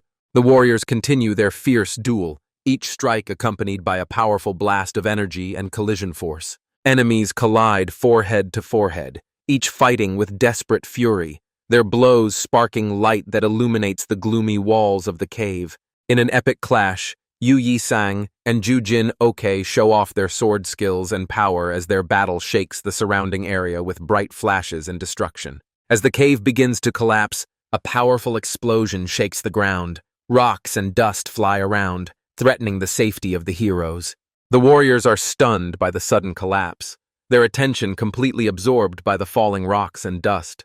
Dang Dino is panicked and angry, realizing that the enemies intend to destroy this sacred place. The entrance to the cave is blocked and the squad members are at a loss. Sehua wonders about the fate of the leader and Shim Ho. Dang Dino calls out through the rocks to the leader and Shim Ho's kid, asking if they're okay. Ju Jin okay, and the kid immediately on the other side reply that they are both fine. Seol Su Ryung is also concerned about sect leader Yu. She too yells out if he's okay. But immediately, she saw Yu Yi-san continue his attack on the leader of the Black Bulls, Ju Jin Ok. The commander repulsed Yu Yi-san's attack and ordered everyone else to get out of this tunnel as soon as possible. And Ju Jin Ok himself will stay in the cave to quickly deal with what is happening there, and after a while will follow them. This tunnel will collapse soon. It's dangerous for everyone to be here. There's nothing the team members can do even if they stay here. Guan Seok asked the leader to be careful, and Old Man Maul told Shim Ho to help the leader. Yu Yi-sung said he's fed up with it. It's driving him crazy. Stop talking. The fight must go on. Every time Ju Jin OK sees Yu Yi-sung's face, he vomits every time. The commander told him that he shouldn't have any mirrors in his house. With a face like his, he should be thankful that Ju Jin Ok is willing to fight him. Yu Yi-sung and Ju Jin OK continue to fight, their punches flashing in a tense battle. If the fight continues at this pace and Seol Su Ryung continues to wait, the tunnel will collapse. Now when it came down to it, she'll just go to the Forbidden Demon Palace herself. But then Shim Ho appeared in front of her to confront her and prevent her from entering the Forbidden Demon Palace. Shim Ho never ceases to amaze the Jade Empress. He asked her why not just return. But she replied that it was simply impossible. Just as he had something to protect, the Jade Empress also had something to protect. If Shim Ho continues to get in her way, she will have no other choice but to kill him. But the guy can't let the Jade Empress move on. To this, Seol Su Ryung replied that it's fine if Shim Ho's answer is like this, and started to accumulate energy. Jade Empress Seol Su Ryong swiftly attacks Shim Ho, releasing powerful blue rays. Shim Ho deftly dodges the powerful blue beams fired by Seol Su Ryong, showing his agility and quick reaction time. The Jade Empress is surprised to notice that Shim Ho has become even faster, surpassing the speed of his last fight. Seol Su Ryong swiftly attacks Shim Ho with a powerful energy punch, but he manages to dodge, avoiding a direct hit. Jade Empress knocks Shim Ho down with a powerful punch, showing her strength and determination in this fight. Shim Ho feels a very strong blow that could change the course of the battle. The kid, filled with rage after being hit by the Jade Empress, prepares to retaliate. The kid repeated the divine Jade Fist that the Empress used yesterday. He learned it just by fighting her once. Shim Ho gathers energy in his palms, preparing for a powerful attack against the Jade Empress. His determination and tension can be seen on his face. The guy swiftly rushes into the attack as if releasing all the stored energy into a powerful strike. The explosion of light and the dynamics of the movement emphasizes the strength and determination of his action.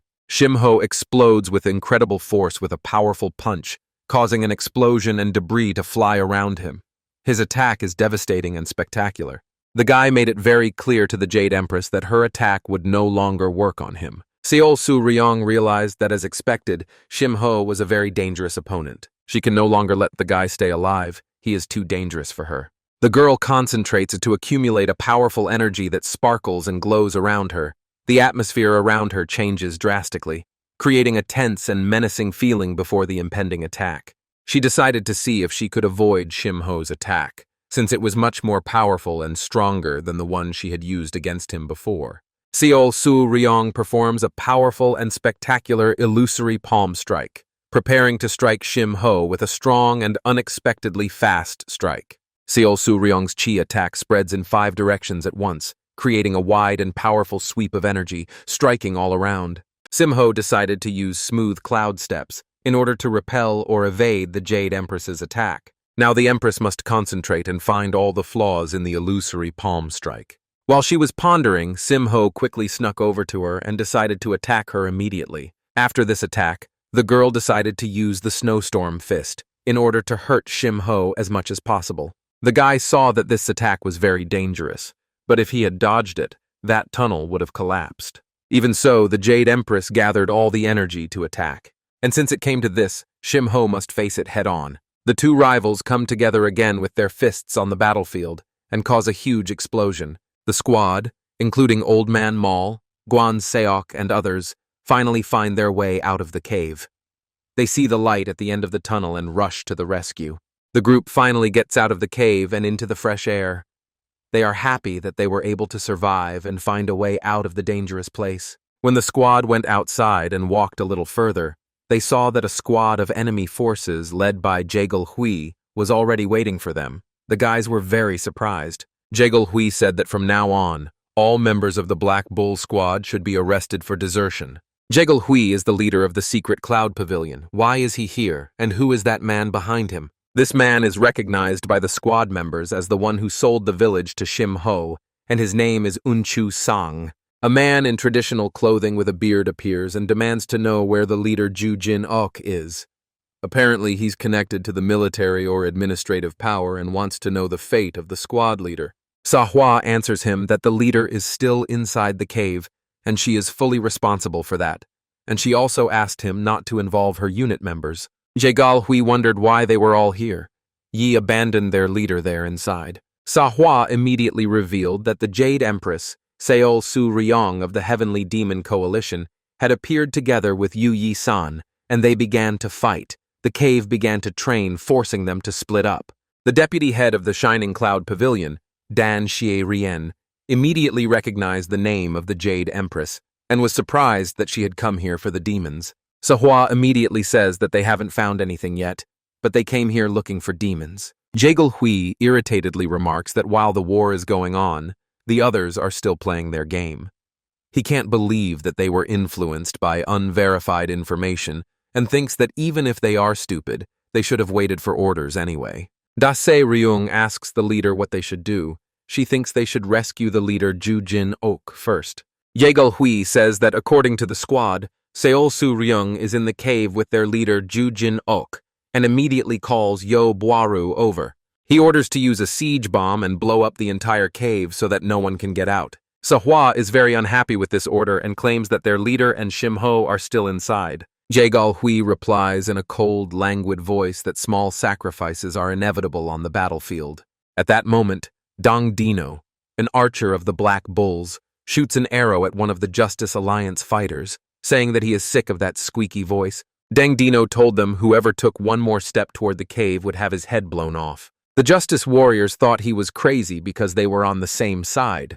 The commander of the Justice Alliance warband also asked the Black Bull warband what the hell they were doing holding a wounded fighter. He also said that they were ignoring the order of the secret cloud pavilion right now and told everyone to attack, and those who retreat would be considered rebels. This great commander ordered all the fighters to catch the traitors who dared to disobey the order. The Black Bull squad also joined the battle. No one was to get past them. Meanwhile, in the cave, the Jade Empress was already lying leaning against a rock in the dust cloud, wondering what kind of lunatic was fighting her. After all, facing her head-on in the midst of this chaos was a very big madness. If she couldn't use the mixed origin demon key to protect her body, then she wouldn't be able to guarantee her safety in this state. Not to mention Simho. She thought that maybe by the time she could use the demon key, Simho would have already come to his senses. But Simho immediately turned around and asked if the leader was fine at this moment after such an explosion. The girl seeing this picture thought it was absurd. The key of a divine demon of mixed origin could not be used until one had mastered the heavenly demon technique to the 5th level. It was one of the best martial arts of the Heavenly Demon Coalition. And now Simho could resist her technique without it. He had become much stronger than before. This guy that Phoenix, in Korean Phoenix after reaching Nirvana, can become much stronger. At this moment, the head of the Heavenly Demon sect in the Iron Sword Coalition, Yu Yi-san, was lying in a chest of rocks impaled by Jujin Ok's sword, and it looks like they won't be able to determine a winner this time. Jujin Ok in turn also says that he is tired of constantly crossing swords with Yu Yi-song. Yu Yi-song tells him that if they were born under different circumstances, they could have been good friends. Immediately, the Jade Empress approaches Yu Yi-san and asks if he's okay, to which the sect leader tells her that he must have looked very pathetic in her eyes. He thinks this is his end. He immediately asks Miss Seol for a favor, but the Jade Empress asks him that he expects her to do him a favor after he failed the task. Yu replies to her that he knows he's asking too much, but however, if she successfully returns to the Cheonil Plain to look after her subordinates, they've been suffering for 10 years since they started following him. How sad they would be if they knew that their leader was dying such a senseless death. In his last breath, sect leader Yu said that he begged the Jade Empress, searching in his head to leave this world. Miss Seol sighs heavily, realizing that she has lost a loyal friend and comrade, and tells him that she will remember it. Shimho runs up to the captain of the Black Bull squad, Jujin Ok, and shakes him awake. The squad leader opens his eyes, looks at the protagonist, and apologizes for not being able to protect him to the end. Shimho yells at the leader to hold on. He will try to get them out of here quickly. But Jujin Ok gives him one last order as his leader, saying that he trusts Shimho to the Black Bull squad. The leader asks him to stay until the end and protect his fellow squad members. Shimho must protect everyone from the enemy's attack until they all escape. Yi asks the guy to be the last shield of the Black Bull squad. Shimho makes his promise to the captain of the Black Bull unit and says he will do it, but also asks the leader not to speak in such a weak voice. In the end, the Black Bull unit pride Captain Jujin Ok's prestige. Captain Jujin Ok, severely wounded, lowers his head and goes into the next world, sinking into silence and darkness. Shimho tearfully asks the leader to open his eyes, reminding him that the rest of the squad is still waiting for him, as he promised they would return safely. Just then, the Jade Empress approaches them with a warning that the tunnel is about to collapse. If Shimho doesn't leave now, he will be in even more danger. The girl doesn't think his leader would want that. Shimho replies that he's not even sure what his leader really wanted. Immediately, Shimho's anger builds up, accusing the girl of blabbering on and on, thinking she knows. The girl replies to him that at least she knows that their leader would not want the protagonist to be buried fighting against the Jade Empress. Shimho rises in the middle of the ruined space, preparing for the next clash with the Jade Empress. Shimho tells the girl that all he knows is that their leader didn't want her to live. Shimho's gaze is full of determination and anger, feeling that the fate of the entire squad depends on this battle. The girl in front of him looks at him with a heavy heart, realizing the gravity of the moment. Simho unleashes a flurry of blows on the girl. The Jade Empress immediately realizes that she was wrong. Communication is impossible because the protagonist's mind is already clouded with anger. She wonders if Shim-ho wants to follow in the footsteps of her leader. I retreat from the guy's punch. The girl uses a mixed origin demon key technique to take minimal damage from Shim-ho. At the barrage of punches from the main character is still coming at her to her side, the guy's punches come crashing down on the girl again and again. Seol Soo-ryung is surprised to realize that the ultimate silk technique has just been used against her, but immediately sees that no, Sim-ho is so deep in a trance that he has no idea of the technique. The demonic chi of the Jade Empress, despite her mixed origin, is no longer able to hold back Sim-ho's barrage of blows. She realizes that it is no longer possible to underestimate this Sim-ho guy's strength. From now on, she will have to fight with all her might. The guy never ceases to surprise her. The Jade Empress asks the protagonist rhetorically if he is going to retreat. After receiving silence in response, she declares that she has no choice but to reveal her true power. Seol Soo-ryung thinks that Shim-ho is to blame for bringing this on himself. The girl launches an attack using the demon pacifying palm technique against Shim-ho. The technique against the guy proves to be very effective and pierces through him, but his strength and determination can be seen in his every move. He is determined not to give up. Meanwhile, outside this cave, a squad of black bulls are still fighting the warriors of Jegal Hui. No one will be able to get through them no matter who comes. Suddenly, everything shook. An earthquake and an eerie rumbling sound came from outside the cave. Everyone was surprised by such power and strength that was used against Sim-ho inside the cave. They didn't understand what this trembling was. Old Man Maul immediately smelled a huge amount of demonic chi, and he was sure that the same demonic chi that the former Heavenly Demon Coalition Lord had. The Black Bull squad immediately saw the Jade Empress flying out of the cave at a great speed, but no one understood why she came out first. Sa-hwa immediately rushed towards the cave to see how the leader and Shim-ho were doing, but it was too late. Jade Empress Seol Soo-ryung threw the sword that was fiddling in the ground right in front of Sa-hwa to stop her. Maul assumed that even if they now entered the Forbidden Demon Palace, these bastards would blow up the tunnel. Dang Dino realized that damn things had gotten even more complicated than they were, and the leader and Shim-ho stayed down there. Maul prepares a smoke screen for a quick getaway right now. He spreads the smoke all over the area, and the enemy commander orders his warriors not to let them retreat. They must catch the traitors who betrayed the Justice Alliance. The enemy commander, while pursuing his enemies, suddenly encounters the fragile Sa-hwa.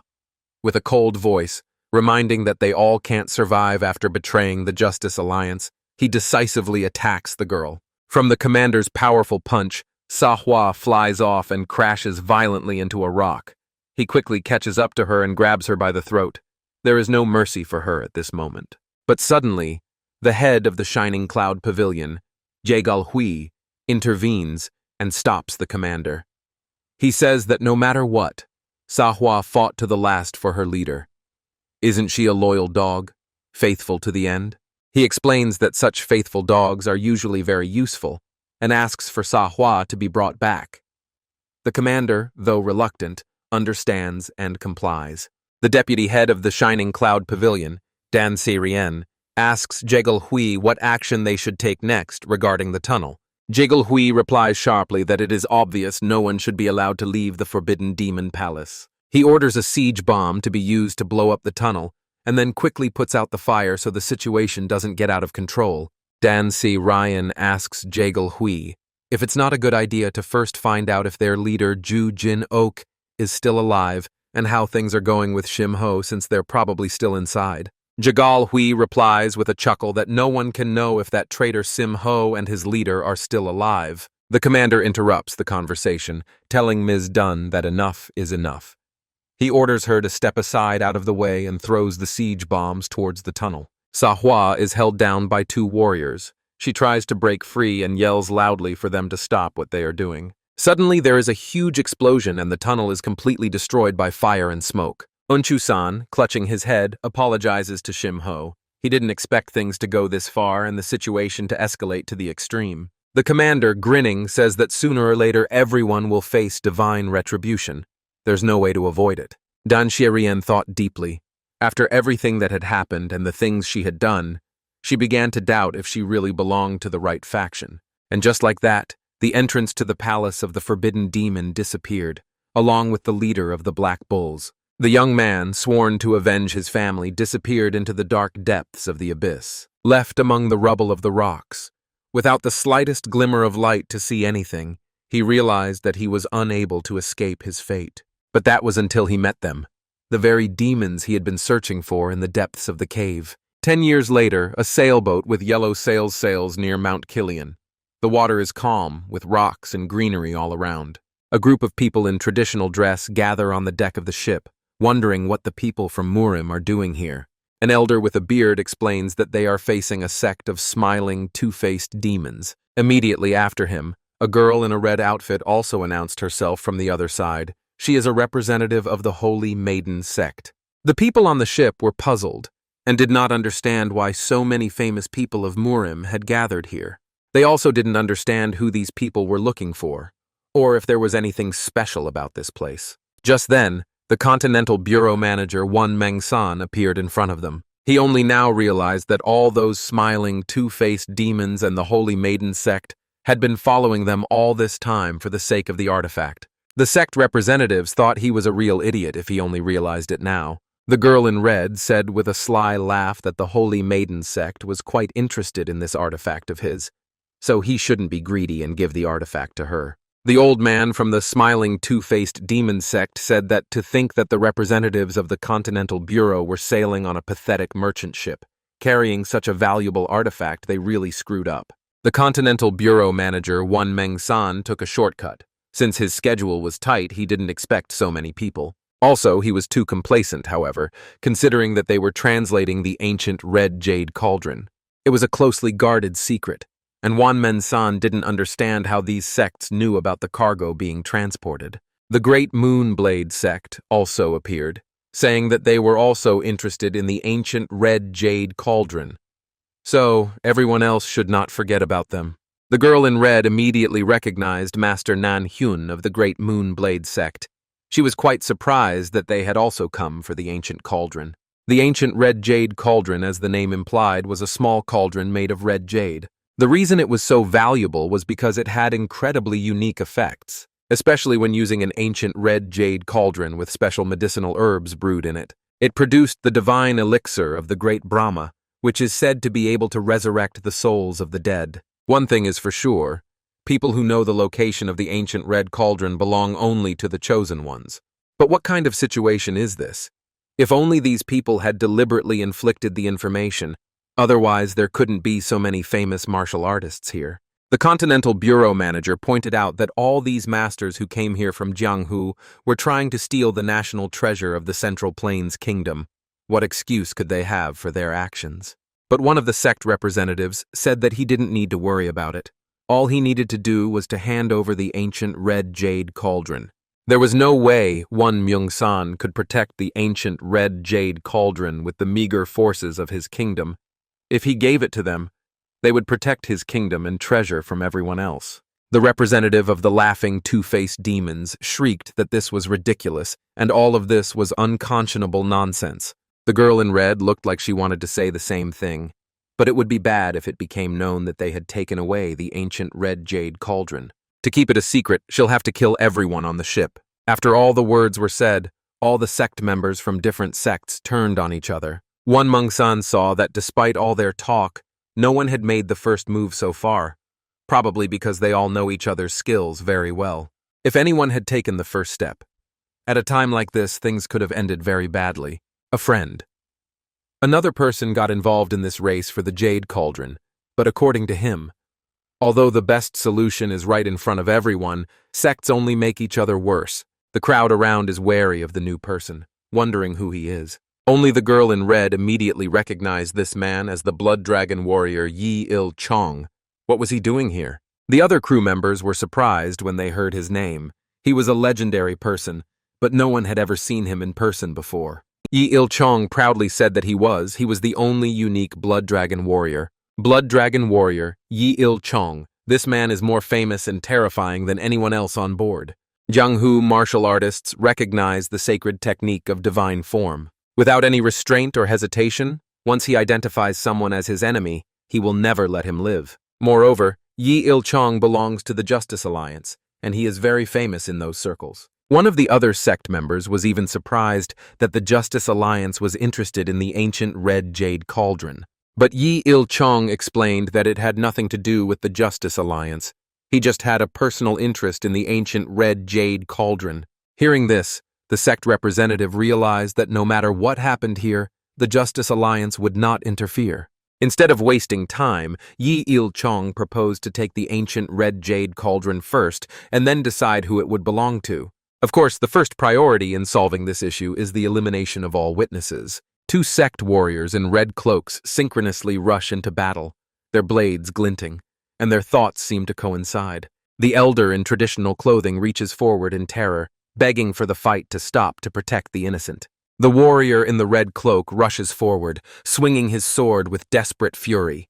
The enemy seems to be in the wrong place at the wrong time. Suddenly, a traveler in a straw hat appeared, sitting on board and sipping leisurely from a flask. The sect warrior was surprised that even in the midst of battle he had time to drink. When the sect warrior presented his sword to the straw hat traveler's face, the companion told him that of course he had a call to die drunk. The red cloak sect warrior swung his sword furiously, and with the words "die," wanted to strike the traveler. When the warrior struck, the guy in the straw hat's eyes lit up. A burning rage flared up in him. The attacker's face was flooded with a bright light. His eyes blazed with ferocity, and his tense expression betrayed his unbridled anger. The warrior in the red cloak leaps to point his sword at the mysterious traveler in black robes with glowing eyes flooded with light. No one present on the deck understood what was going on here or who the man in the hat was. Yi Il-chong taps the scroll while barely holding back a smile, realizing that a true genius had been hiding here all this time. Holding the gilded scroll in his hands, Yi Il-chong politely asks the man in the hat what his name is. But to his questions, the guy in the hat just stands there silently looking in his direction. Here Yi Il-chong realizes that it seems like their reasons for being here are different. He asks the guy in the hat if he wants to intervene. Yi Il-chong also tells the hat guy that if he just leaves, then Yi Il-chong can turn a blind eye to the fact that this guy wanted to interfere. To this, the hat guy just turns around and starts walking away. This was the first time someone had disrespected Yi Il-chong like this, and he wanted to embarrass the hat guy by saying that it looked like he had studied some pathetic martial arts and hadn't realized how big the sky was. The guy in the hat looked back at Yi Il-chong and told him that if he retreated now, the guy would keep him alive. Yi Il-chong asked what would happen if he didn't leave, and the guy in the hat immediately told him that he would die. The situation on the ship was getting more and more heated. The two warriors were no longer as polite to each other as they had been a few minutes ago. The other witnesses here were watching in shock. How could this guy in the hat say such a thing? Only if his fighting skills were far superior to Yi Il-chong's. Yi Il-chong became furious and yelled his name and pointed out that he was from the Justice Alliance. And if the guy was not afraid of the Alliance, then let him take off his hat and proudly show his face. When it comes to people who talk nonsense, actions speak louder than words. One of the red-clothed sect members interrupted an important conversation and wanted to attack the hat warrior. All the other members of the other sects also decided to attack the stranger in the hat to teach him a lesson. The entire deck of the ship pounced on the unknown warrior who appeared out of nowhere and did not belong to any sect. The others thought that together they could defeat him. Yi Il-chong wanted very much to be the one to end the life of the hat-wearing stranger and tried to hit him before the others. But the stranger put his finger on Yi Il-chong's forehead, and he was struck by a force he had never seen before. Falling to the deck of the ship, Yi Il-chong manages to grab the stranger's hat and pulls it off him. Blood Dragon warrior Yi Il-chong, a top-class master, died in such a pathetic manner. Everyone was in a terrible shock, not realizing who the stranger really was, as he seemed to be some unknown master. The people on deck couldn't even look this man in the eyes, as if his gaze was a razor-sharp sword, ready to pierce their chests at any moment. Just looking at him, they felt their hearts were about to burst. This stranger and the master who was able to kill Yi Il-chong with a touch of his finger on his head was none other than Shim Ho, the hero who had disappeared in the cave 10 years ago He had finally returned. He looked at the other guys and asked them if they were going to fight him too. The girl in red, puzzled, who had already cooled down from the attack, apologized to Sim-ho, saying that she didn't know that there were experts aboard this ship, and asked the guy for his name. The guy with burning eyes and fury in his gaze, in a cold and rough voice, said his name, Sim-ho. The girl in red pointed out that he didn't have a title, as expected, which meant that he was just a new master. As a member of the Murima people, he should have known better. If he had any knowledge, he would have never killed Yi Il-chong, the Blood Dragon warrior. Yi Il-chong is a member of the Justice Martial Alliance, and what's worse, he is a named disciple of Grandmaster Cho Cheon-ho, the head of Cheonwol Pavilion. If Shim-ho had any common sense, he shouldn't have killed Yi Il-cheon. Now, after killing him, the Blue Moon Pavilion will investigate it. Cho Cheon.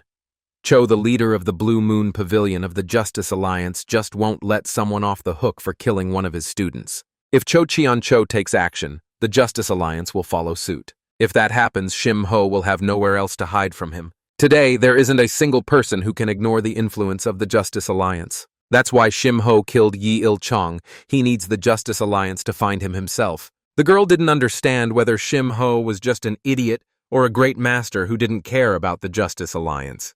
A sect warrior called Sim-ho a bastard. How dare he speak against the Justice Alliance? Even if he's crazy, there's no need to pull the other sects along with him.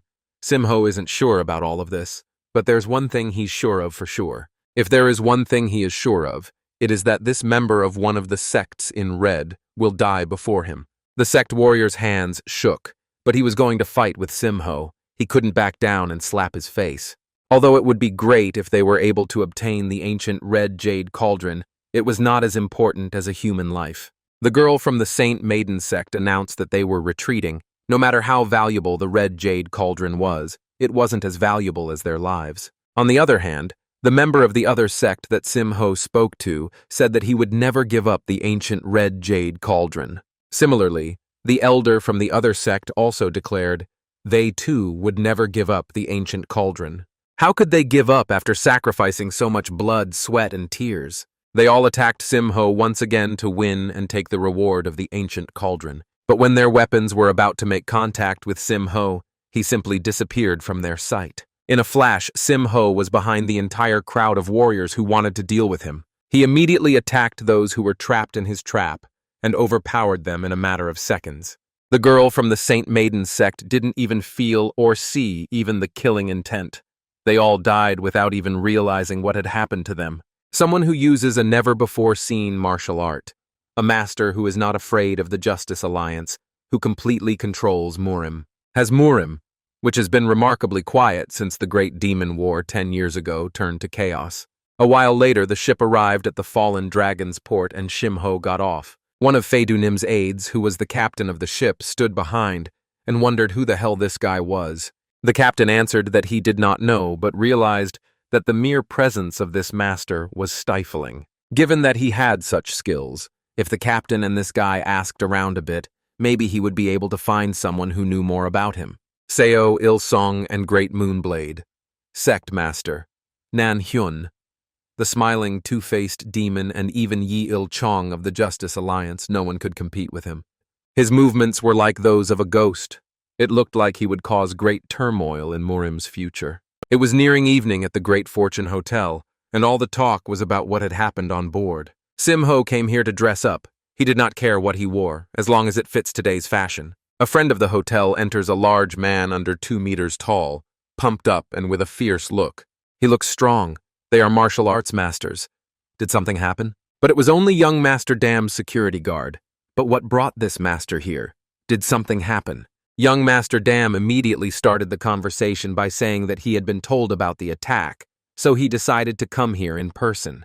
While the young master was telling the owner of the place about the purpose of his visit, the elder who came with him approached the girl in red who was on the ship. The girl was surprised to see him because he was the mad wrath of heaven's Yom Cheon-hwa. And what was he doing here? He explained that he had heard that several rabid dogs, including this girl, were hunting for an ancient red jade cauldron, an artifact requested by the young master himself, and how dare she try to commit such a crime. But the girl did not know who the red jade cauldron was for, If she had known it belonged to the young master, she would never have done it. Dam Cheonok was a great scholar, a heaven-blessed genius with an intellect that even God envied, possessing an exceptional mind capable of photographic memory and a terrifying ability to understand the basic principles of any martial art at a glance. Truly a once-in-a-lifetime genius. However, the benefit of such perception is also accompanied by God's wrath. Thus, he was born with a pulse disabling the 9 yangs. It is a disease in which the 9 vital energy channels are severed by excess yang energy, resulting in death before the age of 20. It's a disease akin to divine punishment where a person burns like a flame only to be extinguished in an instant. Once every 100 years, a person with the pulse of the 9 yangs appears. However, before they can fully display their exceptional talents, they die from the intense heat of overflowing yang energy that burns their veins. Dam Cheonok, who is about to turn 20, will die within a year if he does not prepare any countermeasures for his condition. That is why the ancient red jade cauldron is of vital importance to him.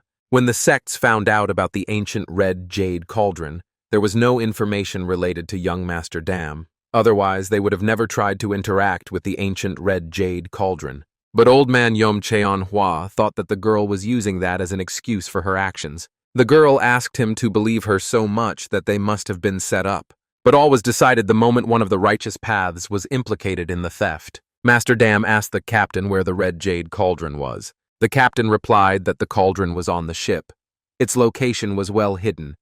But in truth, he had always had it from the beginning, and now he was handing it over to Master Dam. Suddenly, some bandits burst into the establishment, asking for the ancient red jade cauldron, but they were stopped by the huge guy who was Master Dam's protector. He dispersed all the bandits who had broken into the establishment in an instant. The demonic ghost sword was an unforgiving demonic technique that couldn't be undone until blood was shed. Even though he was Yom Cheon-hwa's student, his teacher didn't want this guy to become one. Yom Cheon-hwa's teacher chased the girl away and asked her to leave before he changed his mind. Young Master Dam wondered who sent all these people. Could it be his older brother? It seems that leaking information about the ancient red jade cauldron is not enough. Now he is resorting to the help of assassins. This is the current state of the world of Murim. Most of the organizations that operate secrets are part of the Justice Alliance. More specifically, they are part of the Secret Cloud Pavilion, and quite impressive that they must be quite desperate. After successfully eliminating Jujinok, who could be considered their main competitor, they fear the emergence of another competitor, so as subordinates of the Justice Alliance, they must remove all obstacles. And by doing so, they eliminate potential threats and problems for the future. That's the nature of the Murim. It is much more effective to eliminate potential threats in advance, because if the observation is already so obvious, how much worse it will become in the future. The young master even felt funny because his life wouldn't be boring, but his teacher didn't think so. At this point, Sim Ho, who had already eaten dinner, decided to get up from his chair and go about his business. Until now, he did not care about what was going on in the inn. This greatly surprised the young master. Did Sim Ho just sit there quietly while people were killed? Well, until Sim Ho stood up, everyone else did not notice his presence here at all. It seems that Sim Ho is an unusual master. The captain of the ship said that if it wasn't for this man, they would have lost the ancient red jade cauldron. The smiling demon twins, Nan Hyun of the Great Moonblade sect, and finally the blood dragon warrior Yi Il Cheon, all died at the hands of this master, so he is clearly not an ordinary master. As Sim Ho headed for the exit to leave this place, young Master Dam respectfully shouted at him to wait. His protector and bodyguard, a 2-meter-tall Ambo, without waiting for his master's orders, immediately stood in front of Sim Ho with a formidable gaze. Young Master Dam explained to Sim Ho that he just wanted to have a chat with him. He heard that Sim Ho was fighting for the safety of his property, but the guy said it wasn't because of Master Dam, but because they wanted to kill him. Sim Ho turned around to leave, but he was stopped by the Ambo saying that his master was not finished talking. Young Master Dam asked Sim Ho to understand that his subordinate was only stepping forward for his sake. Sim Ho said that they might just die then, and the 2-meter-tall overgrown man just got mad at that moment. But Yom Cheon-hwa, the teacher and mad wrath of heaven, asked his student to step back and let the two people talk. The teacher thanked Sim Ho and expressed his gratitude for what he had done and asked if the guy was staying at this hotel by any chance. Sim-ho replied that he rented the annex and he didn't care what they were doing, because he was doing his own thing and they were doing theirs. Ambal wondered why the master stopped him and did not let him teach Sim-ho a lesson for his insolence. The master said that if he hadn't stopped him, he wouldn't have been able to stand there and talk to him so calmly. He would say what he thought. They have no idea how strong this master is, so at least until he fights him, no one will know about his strength. At this time, young Master Dam wondered if this guy was really that strong, because he could smell a dangerous odor coming from him. Only those who have crossed the line between life and death many times exude such a fragrance. He is someone who has gone through numerous trials and tribulations, someone he would never want to meet as an enemy. It had been several days since Sim-ho had left the cave, but subconsciously, his mind had yet to break free. No. Ever since he was abandoned on the Xionil plain, such a comfortable bed didn't suit him. While Sim-ho was leaving the hotel, he met the captain, and the captain told him that he was lucky to be able to say goodbye to Sim-ho before he left. If Sim-ho did not mind, he would like the captain to accompany him. But Sim-ho did not listen to the conversation, and refused, for he was going back to Pekriju. At the Blue Moon Pavilion, the news reached the head of the pavilion, Master Cho Cheon-ho. From what they had learned so far, it seemed that there was an unknown master involved, one of his subordinates told him. According to the report, he was the one who killed young Master Yi Il-chong as well as the others. The investigation team was incapacitated, so a more detailed report would be available soon. The pavilion head demanded that if it is true, capture this master with alive by any means. He personally wants to make him experience hell. On the way to the village, Sim-ho sat by the fire and had a snack before resting and traveling further. Suddenly the bushes shook not far away, and the boy realized that someone was watching him. He asked this guy to come over if he was hungry. Sim-ho wanted to share his dinner with him. It's okay, the boy just needs to come and get a piece of meat. Without thinking much, the boy greedily took that piece of meat and bit it off the bone in big chunks. The boy did not strike Sim-ho as the kind of person who would wander around a place like this. Sim-ho asked him if he had a problem. It's okay, Sim-ho said. If the boy doesn't want to talk, he doesn't have to tell. The boy shook. The boy chewed the meat and began to tell. His name is Wu Jinha Chongsu, and behind this mountain is Chongsu Village. Sim-ho exclaimed, Chongsu Village is a day's walk from here through the mountains, the boy that came on his own. The truth is that the boy is being chased by the Black Tiger Fortress. The Black Tiger Fortress kidnapped him and blackmailed his father. After an overheard conversation, it became clear that even after receiving the money, they do not intend to let him go. So the boy took a risk and ran away last night. If Sim-ho stays near him, he will be in danger, explained the boy. The boy also said that he wanted to leave after he had finished his meal, but Sim-ho told him to stay where he would go at such a late hour. Also, Sim-ho said that it's okay if the boy rests here, and the next day in the morning Sim-ho will take him home, and that he is being brave after all. He is only a child, thought Sim-ho.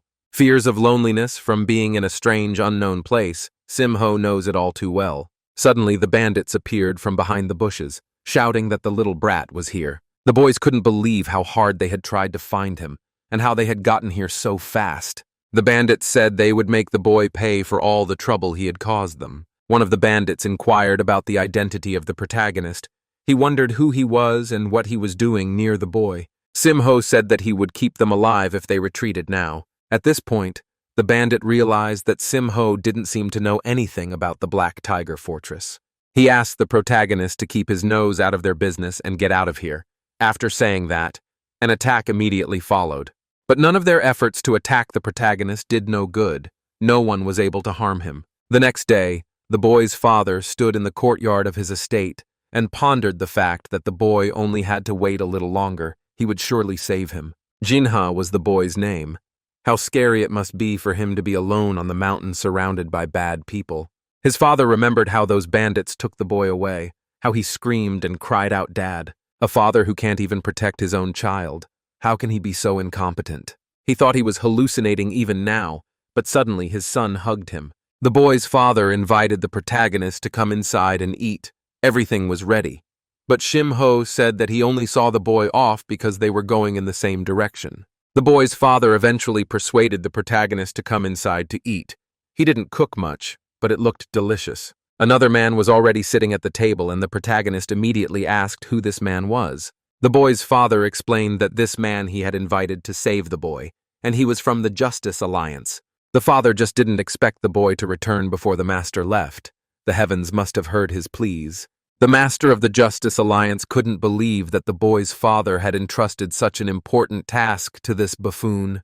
In the face of the protagonist, how low this man should treat the Justice Alliance to invite such a pathetic warrior.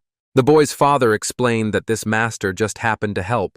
Considering the trouble they went through to come here, the master of the manor wanted to keep his promise and give the money they had agreed on. Also, the boy's father suggested before this alliance master with justice leaves to spare a few days to relax and enjoy, this master was agreeable to such conditions. Simho said that he was a bit tired and would have breakfast later after a good sleep and rest. As the boy escorted the protagonist to his resting place, he said that he was sorry that the protagonist had to hear such words, but Simho really didn't care. But still, Simho saved the boy, and the boy apologized for the discomfort he had caused. Simho said it was all right.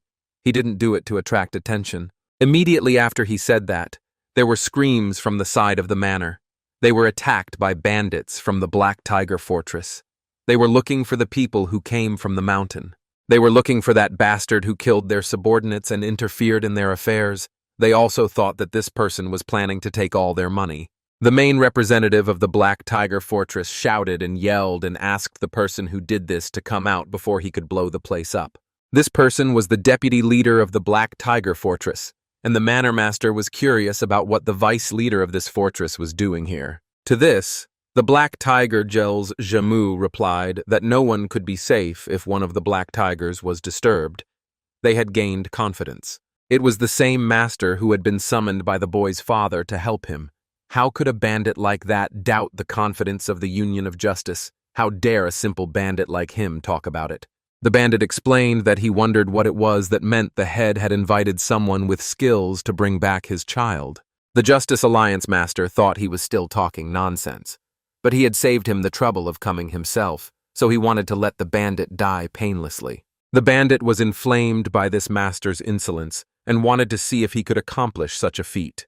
For a simple bandit, his arrogance knows no bounds. The level of this Justice Alliance master was too low for him, so he easily repelled the master's attack. Even stray dogs would be amused to see such an attack. After all, this man is not just a bandit. If the vice leader of the Black Tiger Fortress is so terrible, what about Go Hyun, the leader of the Black Tiger Fortress? While it's true that Kyung So Cheon is an exceptional martial artist, he seems to be lagging behind in terms of internal energy. If things continue like this, he may be defeated at the hands of a bandit. But when the boy asked the protagonist to help him, the master said that this battle is not for a beggar who has a few parlor tricks to get into. When Shimho heard the words, he told the boy that he was not going to help the master, because the boy had heard it all himself. The bandit said that he must recognize the spirit of the master, but this old man never fought when his life was in the balance. The Black Tiger bandits always fought for all their strength, that is, until they came to this mountain. Despite the price, they always fought fiercely. This master thought that the man in front of him was just a bandit, but he would soon find out that he was very much mistaken. After all, no matter how many battles this master bandit has fought in, he is still a bandit, and how dare a simple bandit look down on him? The Justice Alliance master wanted to show him martial arts he could only dream of. He used the 10-finger 10-point technique to attack this bandit. The vice leader of the Black Tiger, Jae Mu-gel, was surprised that this old man was so strong, because he was so old that he was already 1 foot in the grave. When the rest of the Black Tiger gang saw that Jae Mu-gel leader was almost hurt, they decided to get into a fighting stance and attack Master to protect their associate. Simho saw that as expected they were bandits using the tactic, and while no one was hurt, he decided to step in and help Master. No one realized anything, and didn't even see any movement as Simho was in front and grabbed the bandit by the throat. But while the other bandit was trying to attack the protagonist, he paralyzed his enemy's body in one move. The vice leader of the Black Tigers thought about who this bastard was, and how it was possible that he could use such a technique. He immediately ordered the others not to stand still, just to immediately attack this foreigner. The techniques used by these bandits are not like the people of Murim. They are more like a well-trained army. Simho immediately used the forbidden technique against them and quickly eliminated his enemies. Jae Mu-gel told his companions that it was only a forbidden technique, they should not fall for it. He ordered everyone to regroup and attack together. Everyone should come to their senses. Victory should be theirs. But Simho used the forbidden technique again, the true style of a demon, the technique of suppressing the rupture zone. This was immediately followed by a myriad shadow technique that paralyzed and disarmed everyone here. To think that such a person exists in Marima, this is not someone they can look down on. The boy's father was surprised and frightened. What kind of martial art Shimho used? The vice leader of the bandits didn't understand where the bastard came from and decided to teach him a lesson. He attacked the protagonist again and again but could not hit him. Suddenly, Shimho pierced Jae-Mu-gel with the same shadows that he had used to disarm the rest of the warriors. That's when Jae-Mu-gel realized that this guy was none other than the god of death. Shimho wanted to kill this guy, but Jae-Mu-gel begged for forgiveness and asked the protagonist to become. He promised the protagonist that they would leave immediately, repeating it over and over again. But the protagonist had other plans. He wanted to meet the leader of the bandits. All this guy has to do is escort the protagonist to his leader. But Jae-Mu-gel is pissed off again, because how dare Shimho meet their leader? He will die the moment he comes face to face with him. The rest of the gang members asked the guy who he was talking to, since their rival was silent. The guy claimed that Shimho wants to meet their leader without anyone hearing it. But Shimho explained that others cannot hear what he says. This man can make his voice heard only by the person he wishes. This is something that only some people in Marima can use. It's what they call sound transmission. All this bandit needs to do is escort the protagonist to his leader, and it's none of his business if someone lives or dies. Jae-Mu-gel thought that his opponent was much more experienced than he expected, to a degree that he couldn't fathom. Since there are only kids here, dealing with this guy would be tantamount to suicide. There is no chance of winning. He needs to get out of this situation first, so he agrees to take the protagonist to their leader. When the Justice Alliance master heard that Shimho was going with the bandits, he thought that he might have some past ties to the bandits who wore the protective gear used only in the army. The mere fact that such a formidable and secretive expert is already a great threat to the Justice Alliance. He should investigate the matter and then report it all to the Justice Alliance headquarters. Master Ilya from Justice stopped the protagonist and said that if he didn't see the head of these bandits, he thought he would live to regret it, so he went with him. While they were walking to the fortress where all the bandits lived, one of Jae-Mu-gel's subordinates asked him if they would just go back to the leader. They couldn't even get that kid back. Now that they've taken the outsiders, he's afraid their lives will be on the line. Mu-gyul shut his subordinate's mouth. Didn't he see what that guy was capable of? He's not someone they can handle. They should be thankful they're not in hell yet. Also, Jae-Mu-gel explained that he had an idea. So for now, we should keep quiet. They have a chance to win if they mobilize all the guys along with the leader. The details can be thought of later. As long as they can get to the leader, everything will be fine. The others won't just sit back and watch either. The leader thought that Shimho didn't realize that he was entering the tiger's den alone. When they arrived, their fortress immediately went to the gate. They were met by the guards. They didn't immediately recognize Jae-Mu-gel because he came at such a late hour, so the guards immediately apologized to him. The guy said that he came to meet the leader, but the guards wondered why at such a late hour. Mu-gyul explained that he had an urgent message for the leader, but asked him to be sure to tell the leader that he had brought a guest. The guards immediately opened the gate and let everyone into the Black Tiger Fortress.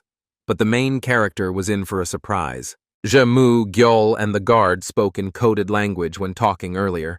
This flawless answer outstanding, even better than he expected. Just then, the leader's voice came from the fortress. Mu-gyul said that he had brought an important guest.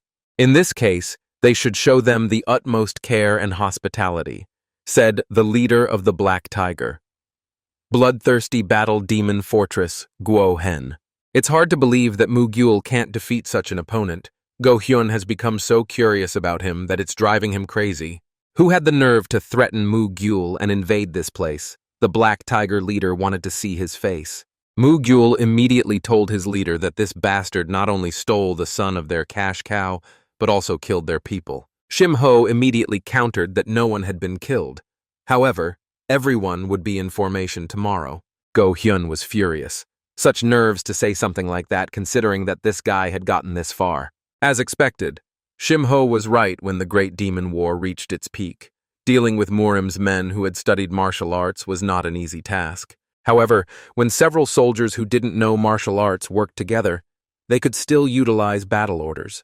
And with these formidable formations, the people of Murim, however artificial they may be, can be subdued. Of course, even if this is the case, even Murimin sleep is again the destruction of the formation. So significant change in actual combat is difficult to achieve, even if it is a formation trained to deal with Murimins.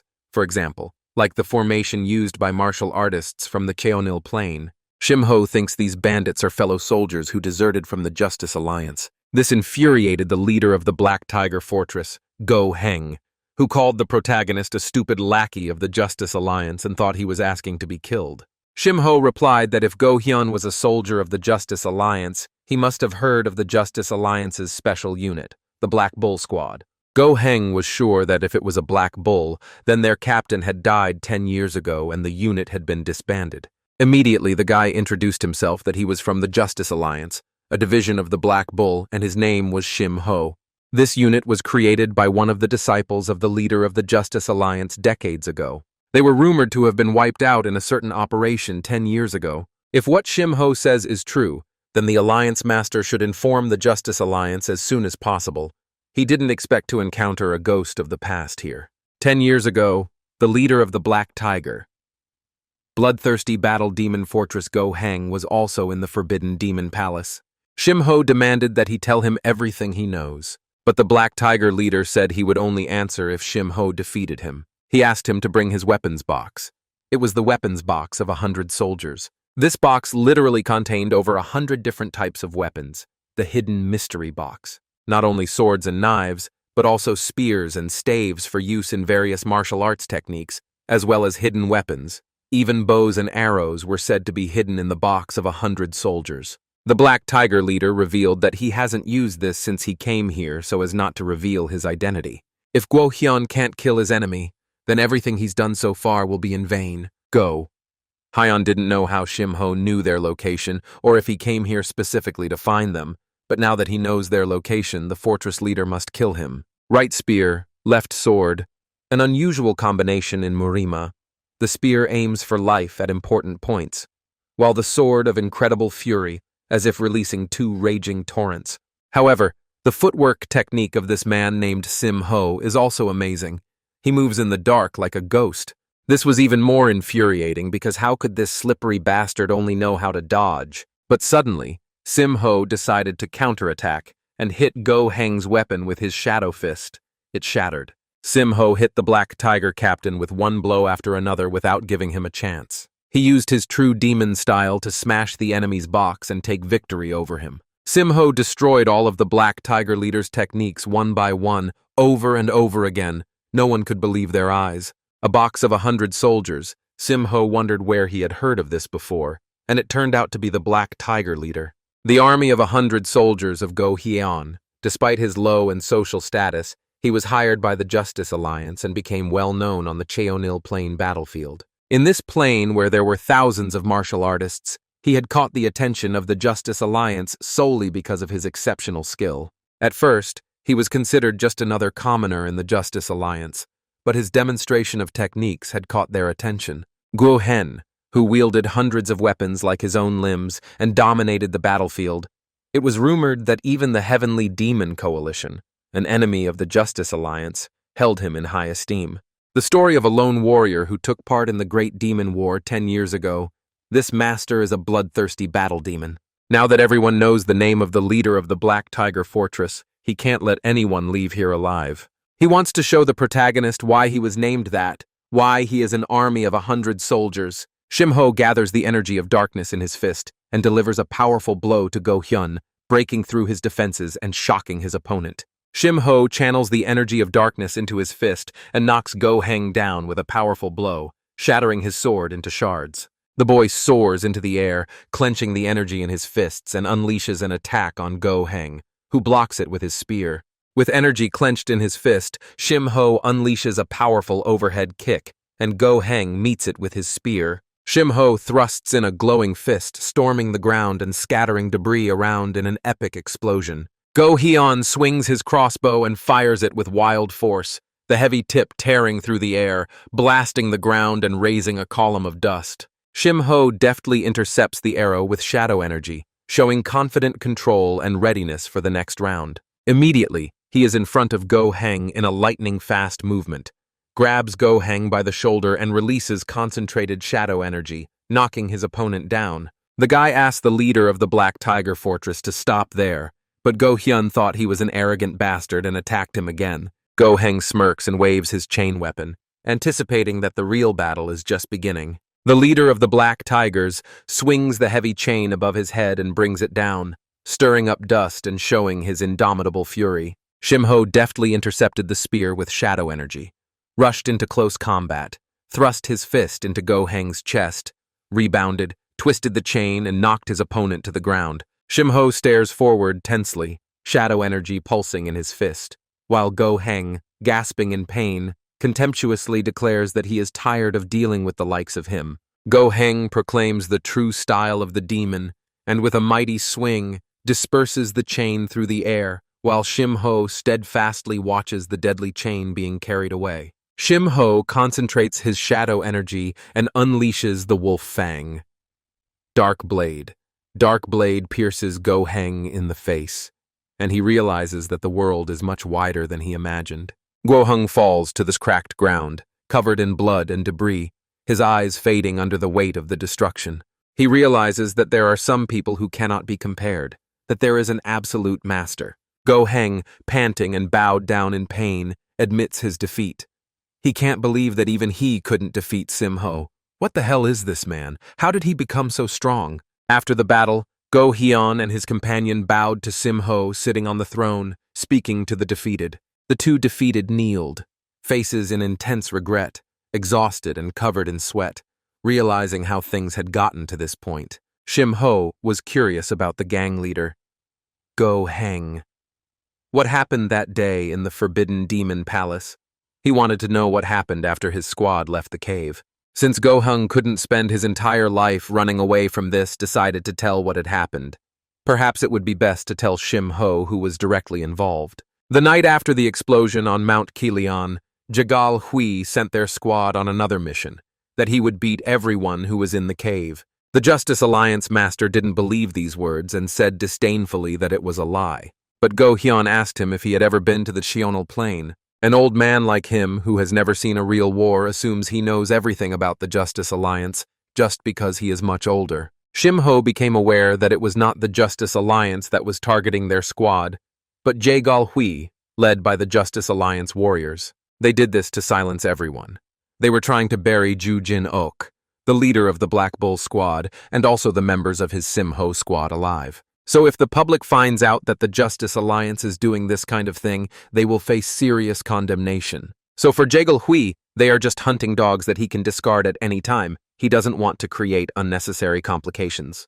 Go Hyun managed to escape with a few of his men. He knows that he will be chased for the rest of his life, but it's better than immediately dying a dog's death. However, after that he received some strange news.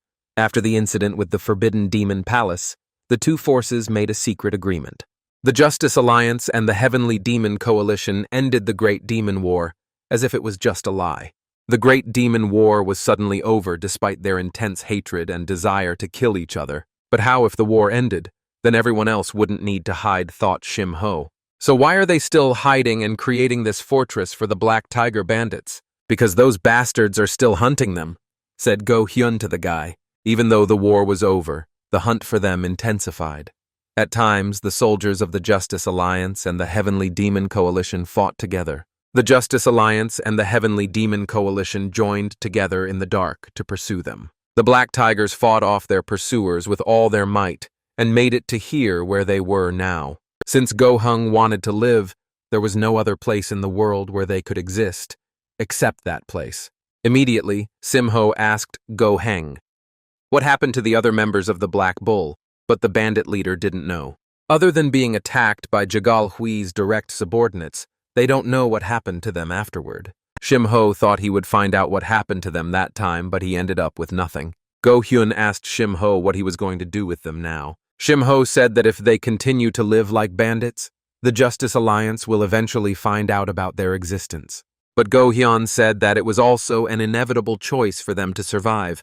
It was their last resort. Shim-ho offered Go Heng something that made the Black Tiger leader's eyes water. The next day, Shim-ho brought a gang of black tigers to the Wu family's residence. The father and the boy were very worried and frightened. Guo-hen said the name of Patriarch Wu in his rough voice. This frightened the father and the boy even more. But Guo-hung sincerely apologized for any inconvenience he caused. The Black Tiger Fortress agreed to no longer pose a threat to the Wu family. However, Shim-ho asked the Wu family to provide them with enough food to survive the winter. The head of the Wu family agreed to these conditions. If Cheongsu village could achieve peace, he would give the gang his full support. Shim-ho also said that he would appreciate it if they could settle the matter quietly. He asked when the food is cooked, make a fire at the foot of the mountain, and the men from the Black Tiger Fortress will come and take it away. Patriarch. Now practically one of them said to Go-heng, so if there is anyone who dares to touch the Patriarch, just pay for it.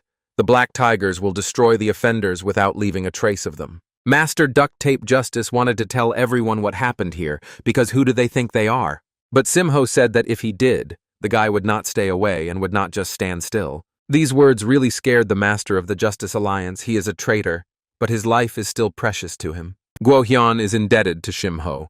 If given the opportunity, he would like to express his gratitude. At a glance, he realizes that Shim-ho wants to go to the Justice Alliance area. To get to the Alliance area, one must cross the border between the Heavenly Demon Coalition and the Justice Alliance. Although the Great Demon War has ended, and the forbidden regime on the border has been lifted, it is extremely dangerous to cross the border as an unknown person. To get there, Shim-ho must pass through a place called Ant Cave. Jae-mu-gel of the Black Tigers just from the Ant Cave, and if Shim-ho took him with him, he could easily pass through. But Jae-mu-gel didn't like this idea at all. He would give a lot to leave the Ant Caves. He did not want to be a guide for Shim-ho. He thought he was an ignorant fool. Go-hyan that he forgot. Why this guy ran away from the Ant Caves? He doesn't want to go anywhere even if Go-hyan kills him. This guy must be very excited. Soaking wet to come home after being away for so long, Jae-mu-gel was ready to faint from excitement. Rude. Inside he is a person with a warm heart. So, Go-hyun asked Shim-ho to keep an eye on this guy. The head of the Wu family asked how he can thank Shim-ho, because in addition to saving his son, Shim-ho solves their issues with the Black Tiger Fortress. But Shim-ho says it's all right and he's very glad it was resolved this way. And to the boy that Shim-ho saved, he said that if the boy wanted to meet him, he could find him in Baekriju when the Wu family's territory was stabilized. The boy asked him what Baekriju was, if there was such a place in the world, to which Shim-ho replied that yes, and soon the whole world would know the name of the village. Meanwhile, in the Justice Alliance, in the secretly clouded pavilion, a bird flew in with news. The bird flew to the leader of the Justice Alliance, Mu Jun-sang. It seems that success is inevitable if this man acts despite the difficulties after 16 years of perseverance, said the leader reading the message. But then he was interrupted by an elder saying that he had heard that the young master had obtained the ancient red jade cauldron and was on his way back. The surveillance of the young master is increasing day by day. Maybe they should rein in this young one a bit. The Justice Alliance said that let things remain as they are. To become Mr. Moon Jung-san's disciple, he must be able to overcome such things. The elder also told the news about Yi Il-cheon, the said disciple of the head of the Blue Moon Pavilion, Cho Cheon-ho, who was killed when he tried to steal an ancient red jade cauldron. Mu Jung-sang replied that it seems he wasn't the only one who targeted the ancient red jade cauldron, but Yom-no was unlikely to be the one who killed him if someone else was responsible for it. The elder replied that it's still under investigation. However, according to a witness, Yi Il-cheon was killed with a single blow. These words greatly puzzled the leader of the Justice Alliance, Mu Jun-sang. He remembered that Yi Il-cheon was a highly regarded disciple of the Blue Moon Pavilion. The elder had heard that the head of the Blue Moon Pavilion had personally gone in search of the one who killed his disciple. The emergence of a new power should be a very interesting event, said the alliance leader, and ordered to keep an eye on it. Meanwhile, Dan Xie-rien, the deputy head of the Shining Cloud Pavilion, and the pavilion leader were arriving at the castle he had built in Baekriju. The girl was shocked as soon as she saw the castle, because when she heard about it in the reports, she thought it was just a small fortress on the border. But the castle is so big that it can withstand the onslaught of tens of thousands of soldiers. If the alliance leader finds out that such a castle is being secretly built, there will be very big consequences. But the master must not find out about this if he really understood the value of this castle. He would have taken an interest in it long ago. He had not come here once in the last 16 years. If he had seen this castle in person, he would never have given so much power to the head of the pavilion. When they had already entered the castle, the head of the pavilion was immediately rushed to the head of the pavilion by the village chief, Un Yilip, to tell them how much effort and hardship they had to put in to make this journey. Dan Shirien revealed that his son was serving as the commander of the Cloud Ball Squad in the Justice Alliance. 10 years ago, there was a man named Un Chu San, the one who reported about the Forbidden Demon Palace. Unlip immediately sucked up and said he was honored to meet the head of the pavilion after all these years. Cho Chian-ho said that they had done a lot of work in all that time, and worked very hard apparently. If everyone continues to work as hard as they are now, he promised Unilip a prosperous and honorable life. Unlip thanked pavilion head Cho Chian-ho and said that he was just doing his job as the village chief. From behind the rows of people present here, a girl who was walking angrily towards Cho Hong-ho suddenly came out. This girl was Sim Hien, Sim-ho's sister. She had been walking with words for 16 whole years to meet the pavilion head. She had spent the last 16 years here and built this castle. She wanted to know where her brother was. But the pavilion head Cho Chian-ho's answer only said, why would he know anything about her brother? He had taken her brother and killed her father 16 years ago. Cho Chian-ho replied that he had no idea what she was talking about. Hyun breaks out of her custody and goes after the head of the pavilion because he's lying. He said he'll bring her brother back as soon as they finish building the castle. These words were immediately followed by a slap on her cheek. She was hit by her uncle, the village chief of Unilip village. As the girl was led away from the place, she shouted how many people died and were injured just to build this castle. All of them will surely regret it, just need to wait a little longer. Cho Cheon-ho really forgot about what happened 16 years ago and wondered why this woman was asking him about his brother. Unlip told him that 16 years ago he had taken the village chief's son hostage while they were in Bakriju. Cho Hong-ho said that he seemed to remember it, but it's not natural for the weak to be trampled on, so it doesn't matter. He also asked Unlip to make sure that next time such pests don't appear in front of him again. Deputy head Dan Shi Ryan was angry at these words. Had he already forgotten what happened 16 years ago? A while later, Unlip came to Sister Shim-ho's house to find out what happened. She's a crazy woman, but does she really want to die? It's been 16 years since her brother was taken from her. At least she needs to know if he's alive or dead. But Un-ilip said in good faith that even for that she would have to win the favor of the pavilion head. Does she think they will tell her just because she asked? So many villagers have died because of them. And does Un-ilip want the girl to bow and scrape for them with a smile to hear news of her brother? Living in slavery for her own safety, Uncle Un, only he would do such a thing. The girl will never forgive what happened to her and her family 16 years ago. Meanwhile, Jade Empress Seol Su-ryong came to the Heavenly Demon Police. She came here at the invitation of the Heavenly Lord. It had been a while since they last saw each other. Heavenly Sovereign Dam Chul-hwan asked his sister to sit down. It seems that the girl had achieved a lot in the past 10 years of secluded training. As soon as the Great Demon War ended, she immediately isolated herself in the training room. Seol So-ryong asked her brother if he was disappointed that she came back alive. It seems that the younger sister is still upset about what happened 10 years ago. She asked to just cut to the chase and tell why she was called here. Dam Chul-hwan said that there have been some suspicious movements from the Justice Alliance lately. He also said that they need someone to investigate what happened. Seol Su-ryong thought her brother was the kind of person who wouldn't resort to identical tactics from the past. But it seems like he's fallen to new lows. Dam Chul-hwan asked to listen to him first. They had recently heard about a serious disturbance in the area of Mount Silian. Just by mentioning that incident at Mount Kilian, his sister quickly loses her temper. The mere mention of the Black Bull's name conjures up images of the bloody Great Demon War. They were a constant thorn in the side of the heavenly coalition of demons, and Dam Chul-hwan didn't expect to be reminded of that event again. After the battle that day, the girl immediately went in search of each of them, a fact that her brother immediately noticed.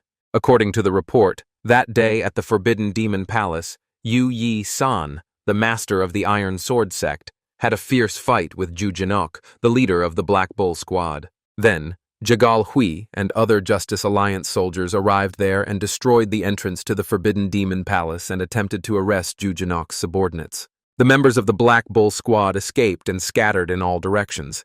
However, there is one person who stayed and fought against the younger sister. Dam Chul Huan has not heard any reports of his whereabouts yet, but Huan is sure that he is the one his sister is looking for. In the vicinity of Mount Kilian, not far from the Palace of Forbidden Demons, there was a report of the Grand Master's appearance. Even if the girl listens to the report, she won't rest until she checks it out for herself. And so the Justice Alliance warriors have gathered nearby to steal something. Suddenly, an unknown master appeared, subdued everyone, and then disappeared. The most important thing is that Mount Kilian is within the territory of the Heavenly Demon Coalition. As a Heavenly Lord, he can't just sit still. In addition, the Forbidden Demon Palace is not far from Mount Kilian. Following along the river, the unknown master arrived at the Fallen Dragon Port and headed to the Ant Cave in Xunyang. The older brother asked Seol Su Ryung to come to Xunyang and visit their branch to help the girl deal with the situation. The girl immediately got up and left to complete the task. There wasn't a trace of cuteness left on Seol Su Ryung's face, but compared to her, Dam Chul Huan hadn't made any progress. Whether it was possible to achieve everything through martial arts alone, in all this time, she still hadn't established her own faction. Dam Chul Huan asked the three-brained sage Yom Chonil to keep an eye on his younger sister. If he followed her, that master would surely appear. Seol Su Ryung walked and thought that 10 years had passed. Does time really fly so fast? Shim Ho has clearly been crushed in the depths of the Forbidden Demon Palace, but something inside her told her that Shim Ho might still be alive. Meanwhile, Sim Ho and Vice Black Tiger leader Jae Mu Gel were sitting around the campfire and chatting. Even though the Black Tiger leader asked his subordinate to be Sim Ho's guide and treats him well, the guy still doesn't recognize Sim Ho. Sim Ho has already replied that such words should only be said by the winner. The vice leader of the Black Tigers said that if not for the forbidden technique, he could have defeated Sim Ho with one finger. Shim Ho was thinking about something else. After 16 long years, he could finally return home, but instead of being happy, he was afraid. Suddenly, a kunai flew from the bushes towards the guys. It passed by Jaemugel's head and stabbed into a tree. Their enemies were the people of the pavilion headmaster Cho Cheon Ho, led by the master himself. Behind the head of the pavilion was the same master from the Justice Alliance who had been invited to help the Wu family. He's the one who told who defeated the Black Tiger Fortress that attacked Patriarch Wu. Cho Cheon Ho called the guys bastards who deserted the Justice Alliance. Did they think he would just let them go? Shim Ho sat silently on a log by the fire, coldly looking at Cho Chong Ho and calling him stupid. Cho Cheon Ho, under the moon, with an army behind him, rebukes Sim Ho for killing his disciple and stealing the Jade Cauldron while he remains silent. Cho Cheon Ho stands across from Shim Ho in the moonlight, blue energy swirling around him and his eyes blazing with anger. Ready to issue an accusing challenge, Shim Ho is the one who killed his student. Shim Ho calmly states that he never killed unnecessarily. Cho Cheon Ho, angered by his audacity, swings his sword, contemptuously calling him a lowlife. Shim Ho deftly parries the blade, and a bright arc of light pierces the guy's dark silhouette. Cho Cheon Ho frowned, angrily rejecting the thought of his student's death. He did not believe that Shim Ho could defeat his student and called him a charlatan. Cho Cheon Ho also ordered to take care of the bandit who was here with Shim Ho. Cho Cheon Ho raised his sword, but suddenly Sim Ho jumped out of the shadows. A fist, shrouded in dark energy, pierced the space between them. Cho Cheon Ho swiftly brings his blade down from above, but Shim Ho suddenly appears from the shadows and meets the blow with a fist shrouded in shadow energy. Cho Cheon Ho declares that he is the head of the Blue Moon Pavilion belonging to the Justice Alliance. How dare Shim Ho attack him? Even if half of their troops become Shim Ho's enemies, does the guy think he can survive? But this phrase was already familiar to the protagonist. He assumes that his apprentice was on the ship in the Fallen Dragon's Port. Between the two of them indeed have similarities. These two both talk too much and have very little in common with martial artists. All disciples and their teachers are the same. With these words and beliefs, Shim Ho proceeded to attack. Shim Ho soared into the air, shrouded in purple shadow energy. His aura spilled over the battlefield, and Cho Cheon Ho and his warriors rushed into a furious counterattack. Cho Cheon Ho parries the attack with a powerful swing of his sword, deftly deflecting the blow, and realizes with amazement that he did not expect such skill from his opponent. Cho Cheon-ho, breathing heavily, steps back and orders his soldiers to attack Shim-ho, giving the command to finish off the enemy. Cho Cheon-ho retreats and his warriors rush forward, shouting orders to attack Shim-ho all together. With a single sweep of shadow energy, Shim-ho entangles his enemies in streams of darkness and knocks them all down at once. In a whirlwind of shadow energy, Shim-ho glares mockingly at his opponent, reproaching him for sacrificing his subordinates for profit and questioning his right to be called a leader. Cho Cheon-ho, covered in blood and wounds, swings his sword powerfully, showing an unwavering confidence that no one will hear the groans of the defeated. With shadow energy clenched in his fist and a mocking gaze, Shim-ho asks Cho Cheon-ho if honor is meaningful if one is defeated. Cho Cheon-ho froze in horror as dark ribbons of shadow energy wrapped around his body, depriving him of his freedom. He called Shim-ho a coward for creating such a trap. But to this, Shim-ho only replied with a sneer that no one would hear the whining of a loser. This pavilion in the blue moon, the elite among the elite warriors of the Justice Alliance, no one even thought that someone like Shim-ho could defeat them. Cho Cheon-ho tried to order Shim-ho to stop this technique immediately, and maybe he would forgive the guy by sparing him from death. Otherwise, Shim-ho would turn all the members of the Justice Alliance into his enemies as if he cared. With a single hand movement, Shim-ho broke all of Cho Cheon-ho's bones and defeated him by throwing him to the ground. The rest of the members of the alliance Shim-ho just let go. After all, if they spread the news, the entire alliance will come after him, and it will save him time to search for them one by one. Not only these people will die, tragic events are just waiting to happen. By morning, the vice leader of the Black Tigers and Shim-ho were already walking towards the ant caves. But Jae-moo-gel didn't want to talk to the guy. Does he really think that Jae-moo-gel has the desire to talk when they all will die because of the main character? This old man who ran away to the Justice Alliance will bring many strong warriors to chase after them. They must be finished. Shim-ho asked Jae-moo-gel that he had heard that the Black Tiger Fortress was kidnapping women and children and selling them. Was it true? Such a question greatly angered the vice leader of the Black Tigers. What kind of crazy bastard spreads such lies? Even a bandit has a concept of honor, and killing innocent people, they never acted against their principles. Shim-ho, in response, asked blackmailing and kidnapping someone else's son for food.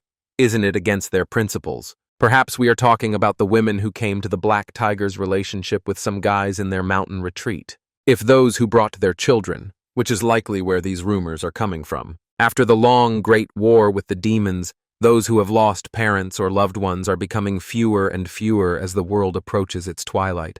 Although more than a decade has passed since the war ended, those who lived through it will never be rid of the aftermath.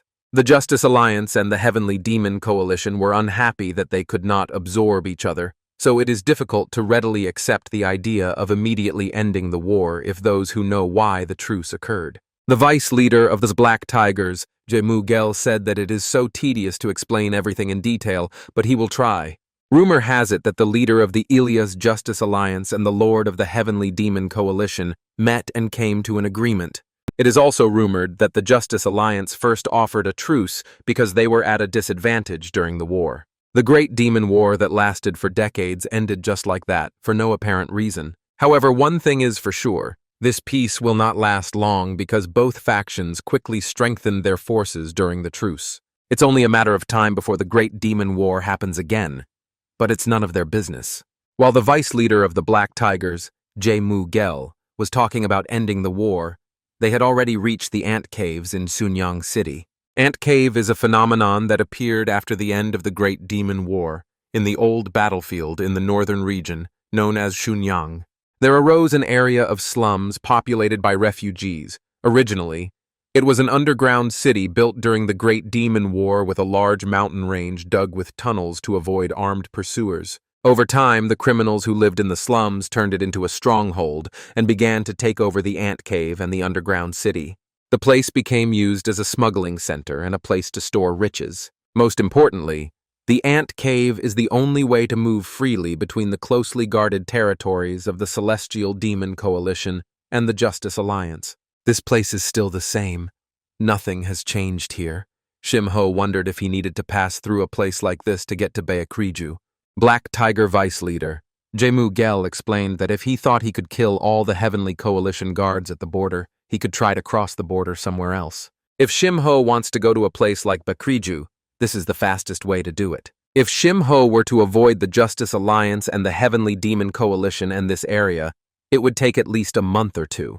Besides, when he is an ignorant idiot running around everywhere creating chaos, these two guys will need to get there as quickly and quietly as possible. If the two of them pass through the ant cave, they will be in Bayakriju village in 5 days, so Simho should create fewer problems and just follow the leader. When the two of them reached Junyang village, they had to go to an inn, as Gel thought.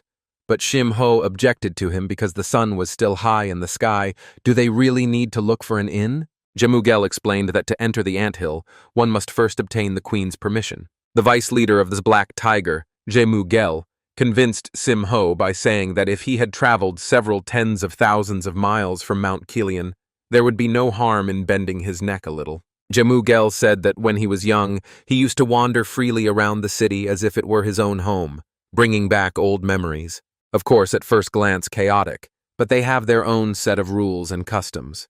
It is certainly like ants, each of which has its own role, thought Simho, looking at the people in the inn. Simho also realized that this place was not like a normal inn, and he doubted that the innkeeper had created all this. Despite all of Gel's statements that they need to hurry, he looks too relaxed, Shimho told him. Gel calmed the guy down and told him not to be impatient. Shimho needs to relax. Simho asked who the queen was, but the leader interrupted him and once again asked him to be patient. From the moment they entered here, Gel was already sure that everyone had already figured it all out. Didn't everyone surround them? Meanwhile, in the Heavenly Demon Coalition in Xunyang branch, an attack on the ant cave was being planned. The head of the Heavenly Demon Coalition's Xunyang branch, Gyo Suchong, gathered his subordinates to inquire about the details of the operation. One of his subordinates had carefully planned the structure of the ant cave labyrinth in complete secrecy. He found out the location of this world cave and the location of the queen. He made sure she couldn't escape. If they let this ridiculous game of hide-and-seek continue indefinitely, this might be the last chance. So everyone must keep in mind and firmly convey to their subordinates that today they will continue the operation as planned. As everyone knows, this place Xunyang is a vital forward base of the Heavenly Demon Coalition. However, those scavengers in the ant cave are destroying Xunyang from within by smuggling with the Justice Alliance. Today was the day when the coalition of heavenly demons would restore order in Xunyang. One of the subordinates came running and told the branch manager that there was a serious problem. He should go outside and see for himself. The branch manager immediately ran outside to see what was going on. There was a mysterious man waiting for him outside. This girl who was waiting for Gyu Sucheo just appeared out of nowhere and made everyone nervous. The branch manager asked her, "Is she really so fearless? How dare she behave like this knowing where she is?" But the girl threw the scroll with the heavenly dragon seal right at Gyu Sucheo's feet. The branch manager immediately started apologizing to the girl he was still calling names. After all, this girl was the Jade Empress. Gyu Sucheo didn't understand why this girl came personally to such a shabby place, and if there was any problem with their branch. Seol Su Ryong said that she had come to fulfill the Heavenly Lord's order. It was said that the person who had recently caused a commotion in the Kalian mountain area had reached this place. The branch manager said that they had recently concentrated all their intelligence in the ant cave for a major operation, but had not heard any news other than what was happening in Xunyang. He also said that some worthless scoundrels in the ant cave belonging to the Justice Alliance are causing trouble, and they are conducting operations to stop large-scale smuggling. Seol Su Ryung heard that it's safe to enter the Justice Alliance's territory through that ant cave. Is it true? The branch manager said it's true. They have experts who specialize in navigating the ant cave. However, today, all the personnel are involved in the suppression operation, so going to the Justice Alliance territory right now would be difficult. The Jade Empress said that if the operation ends quickly, she can go to the Justice Alliance territory right away. Then she would lend a helping hand and assist the special operation that the branch leader of the Heavenly Demon Coalition, Gyo Sucheo, had devised. This news greatly surprised and excited Gyo Sucheo. The Empress will personally help them in their operation. The others, when they heard Jade Empress's words, thought that this operation was practically their victory anyway, if Seol Su Ryong participated in the operation with them. With the Empress's support, the branch of the Heavenly Demon Coalition gathered a mighty force. The Empress said that they didn't have much time, so the branch leader should take the initiative. Meanwhile, at the Ant Farm Inn, Sim-Ho was sitting at the table with the vice leader of the Black Tigers, Jae-Moo-gel, surrounded by the people of the ant farm. It seems that Jae-Moo-gel wanted to teach Sim-Ho a lesson for defeating his leader. He thought that the guy couldn't use his technique during the day. But suddenly, from behind him, Jae-Moo-gel heard the voice of a guy named Kwak Hong-chae, who called his name and grabbed him by the neck and pulled him out of the table. They hadn't seen each other for 2 years. This stranger said that Jae-Moo-gel had become extremely brave for coming here after such a long time. Jae-Moo-gel had already considered half of the ant cave as his own home by this time, but that was just his opinion. Kwak Hong-jae said that the queen is looking for him and Jae-Moo-gel better follow him quietly, while Young-jae is kind. Jae-Moo-gel immediately called Shim-ho for help, asking him to show them all what they can do together. But Shim-ho asked Jae-Moo-gel, "Didn't he start it all? Shim-ho thinks the queen is eager to see him, so let him go by himself." But Kwak Hong-jae said Shim-ho has to go with them too. He can't stay here. Shim-ho can't take it anymore. He doesn't care if the queen goes to the Justice Alliance or whatever. He just wants a territorial war right now, so they should take him to the anthill. Jae-Moo-gel told Kwak Hong-jae that he thought he had lost his grip since the last time they saw each other, that he forgot that Moo-gel is 100 shadow demon. Why does he seem weak to Hong-jae just because he always smiles? When everyone heard that he is the demon of 100 shadows, the invincible warrior of 100 shadow spirits that cover the battlefield, was all scared. "Why no one has ever said that such a monster exists in the world?" asked the warriors from the ant cave. But before the fight was about to start, everyone in the hall was stopped by a girl's shout. She asked everyone to stay in their seats. This girl was the queen of the ant caves, a young girl of unprecedented beauty.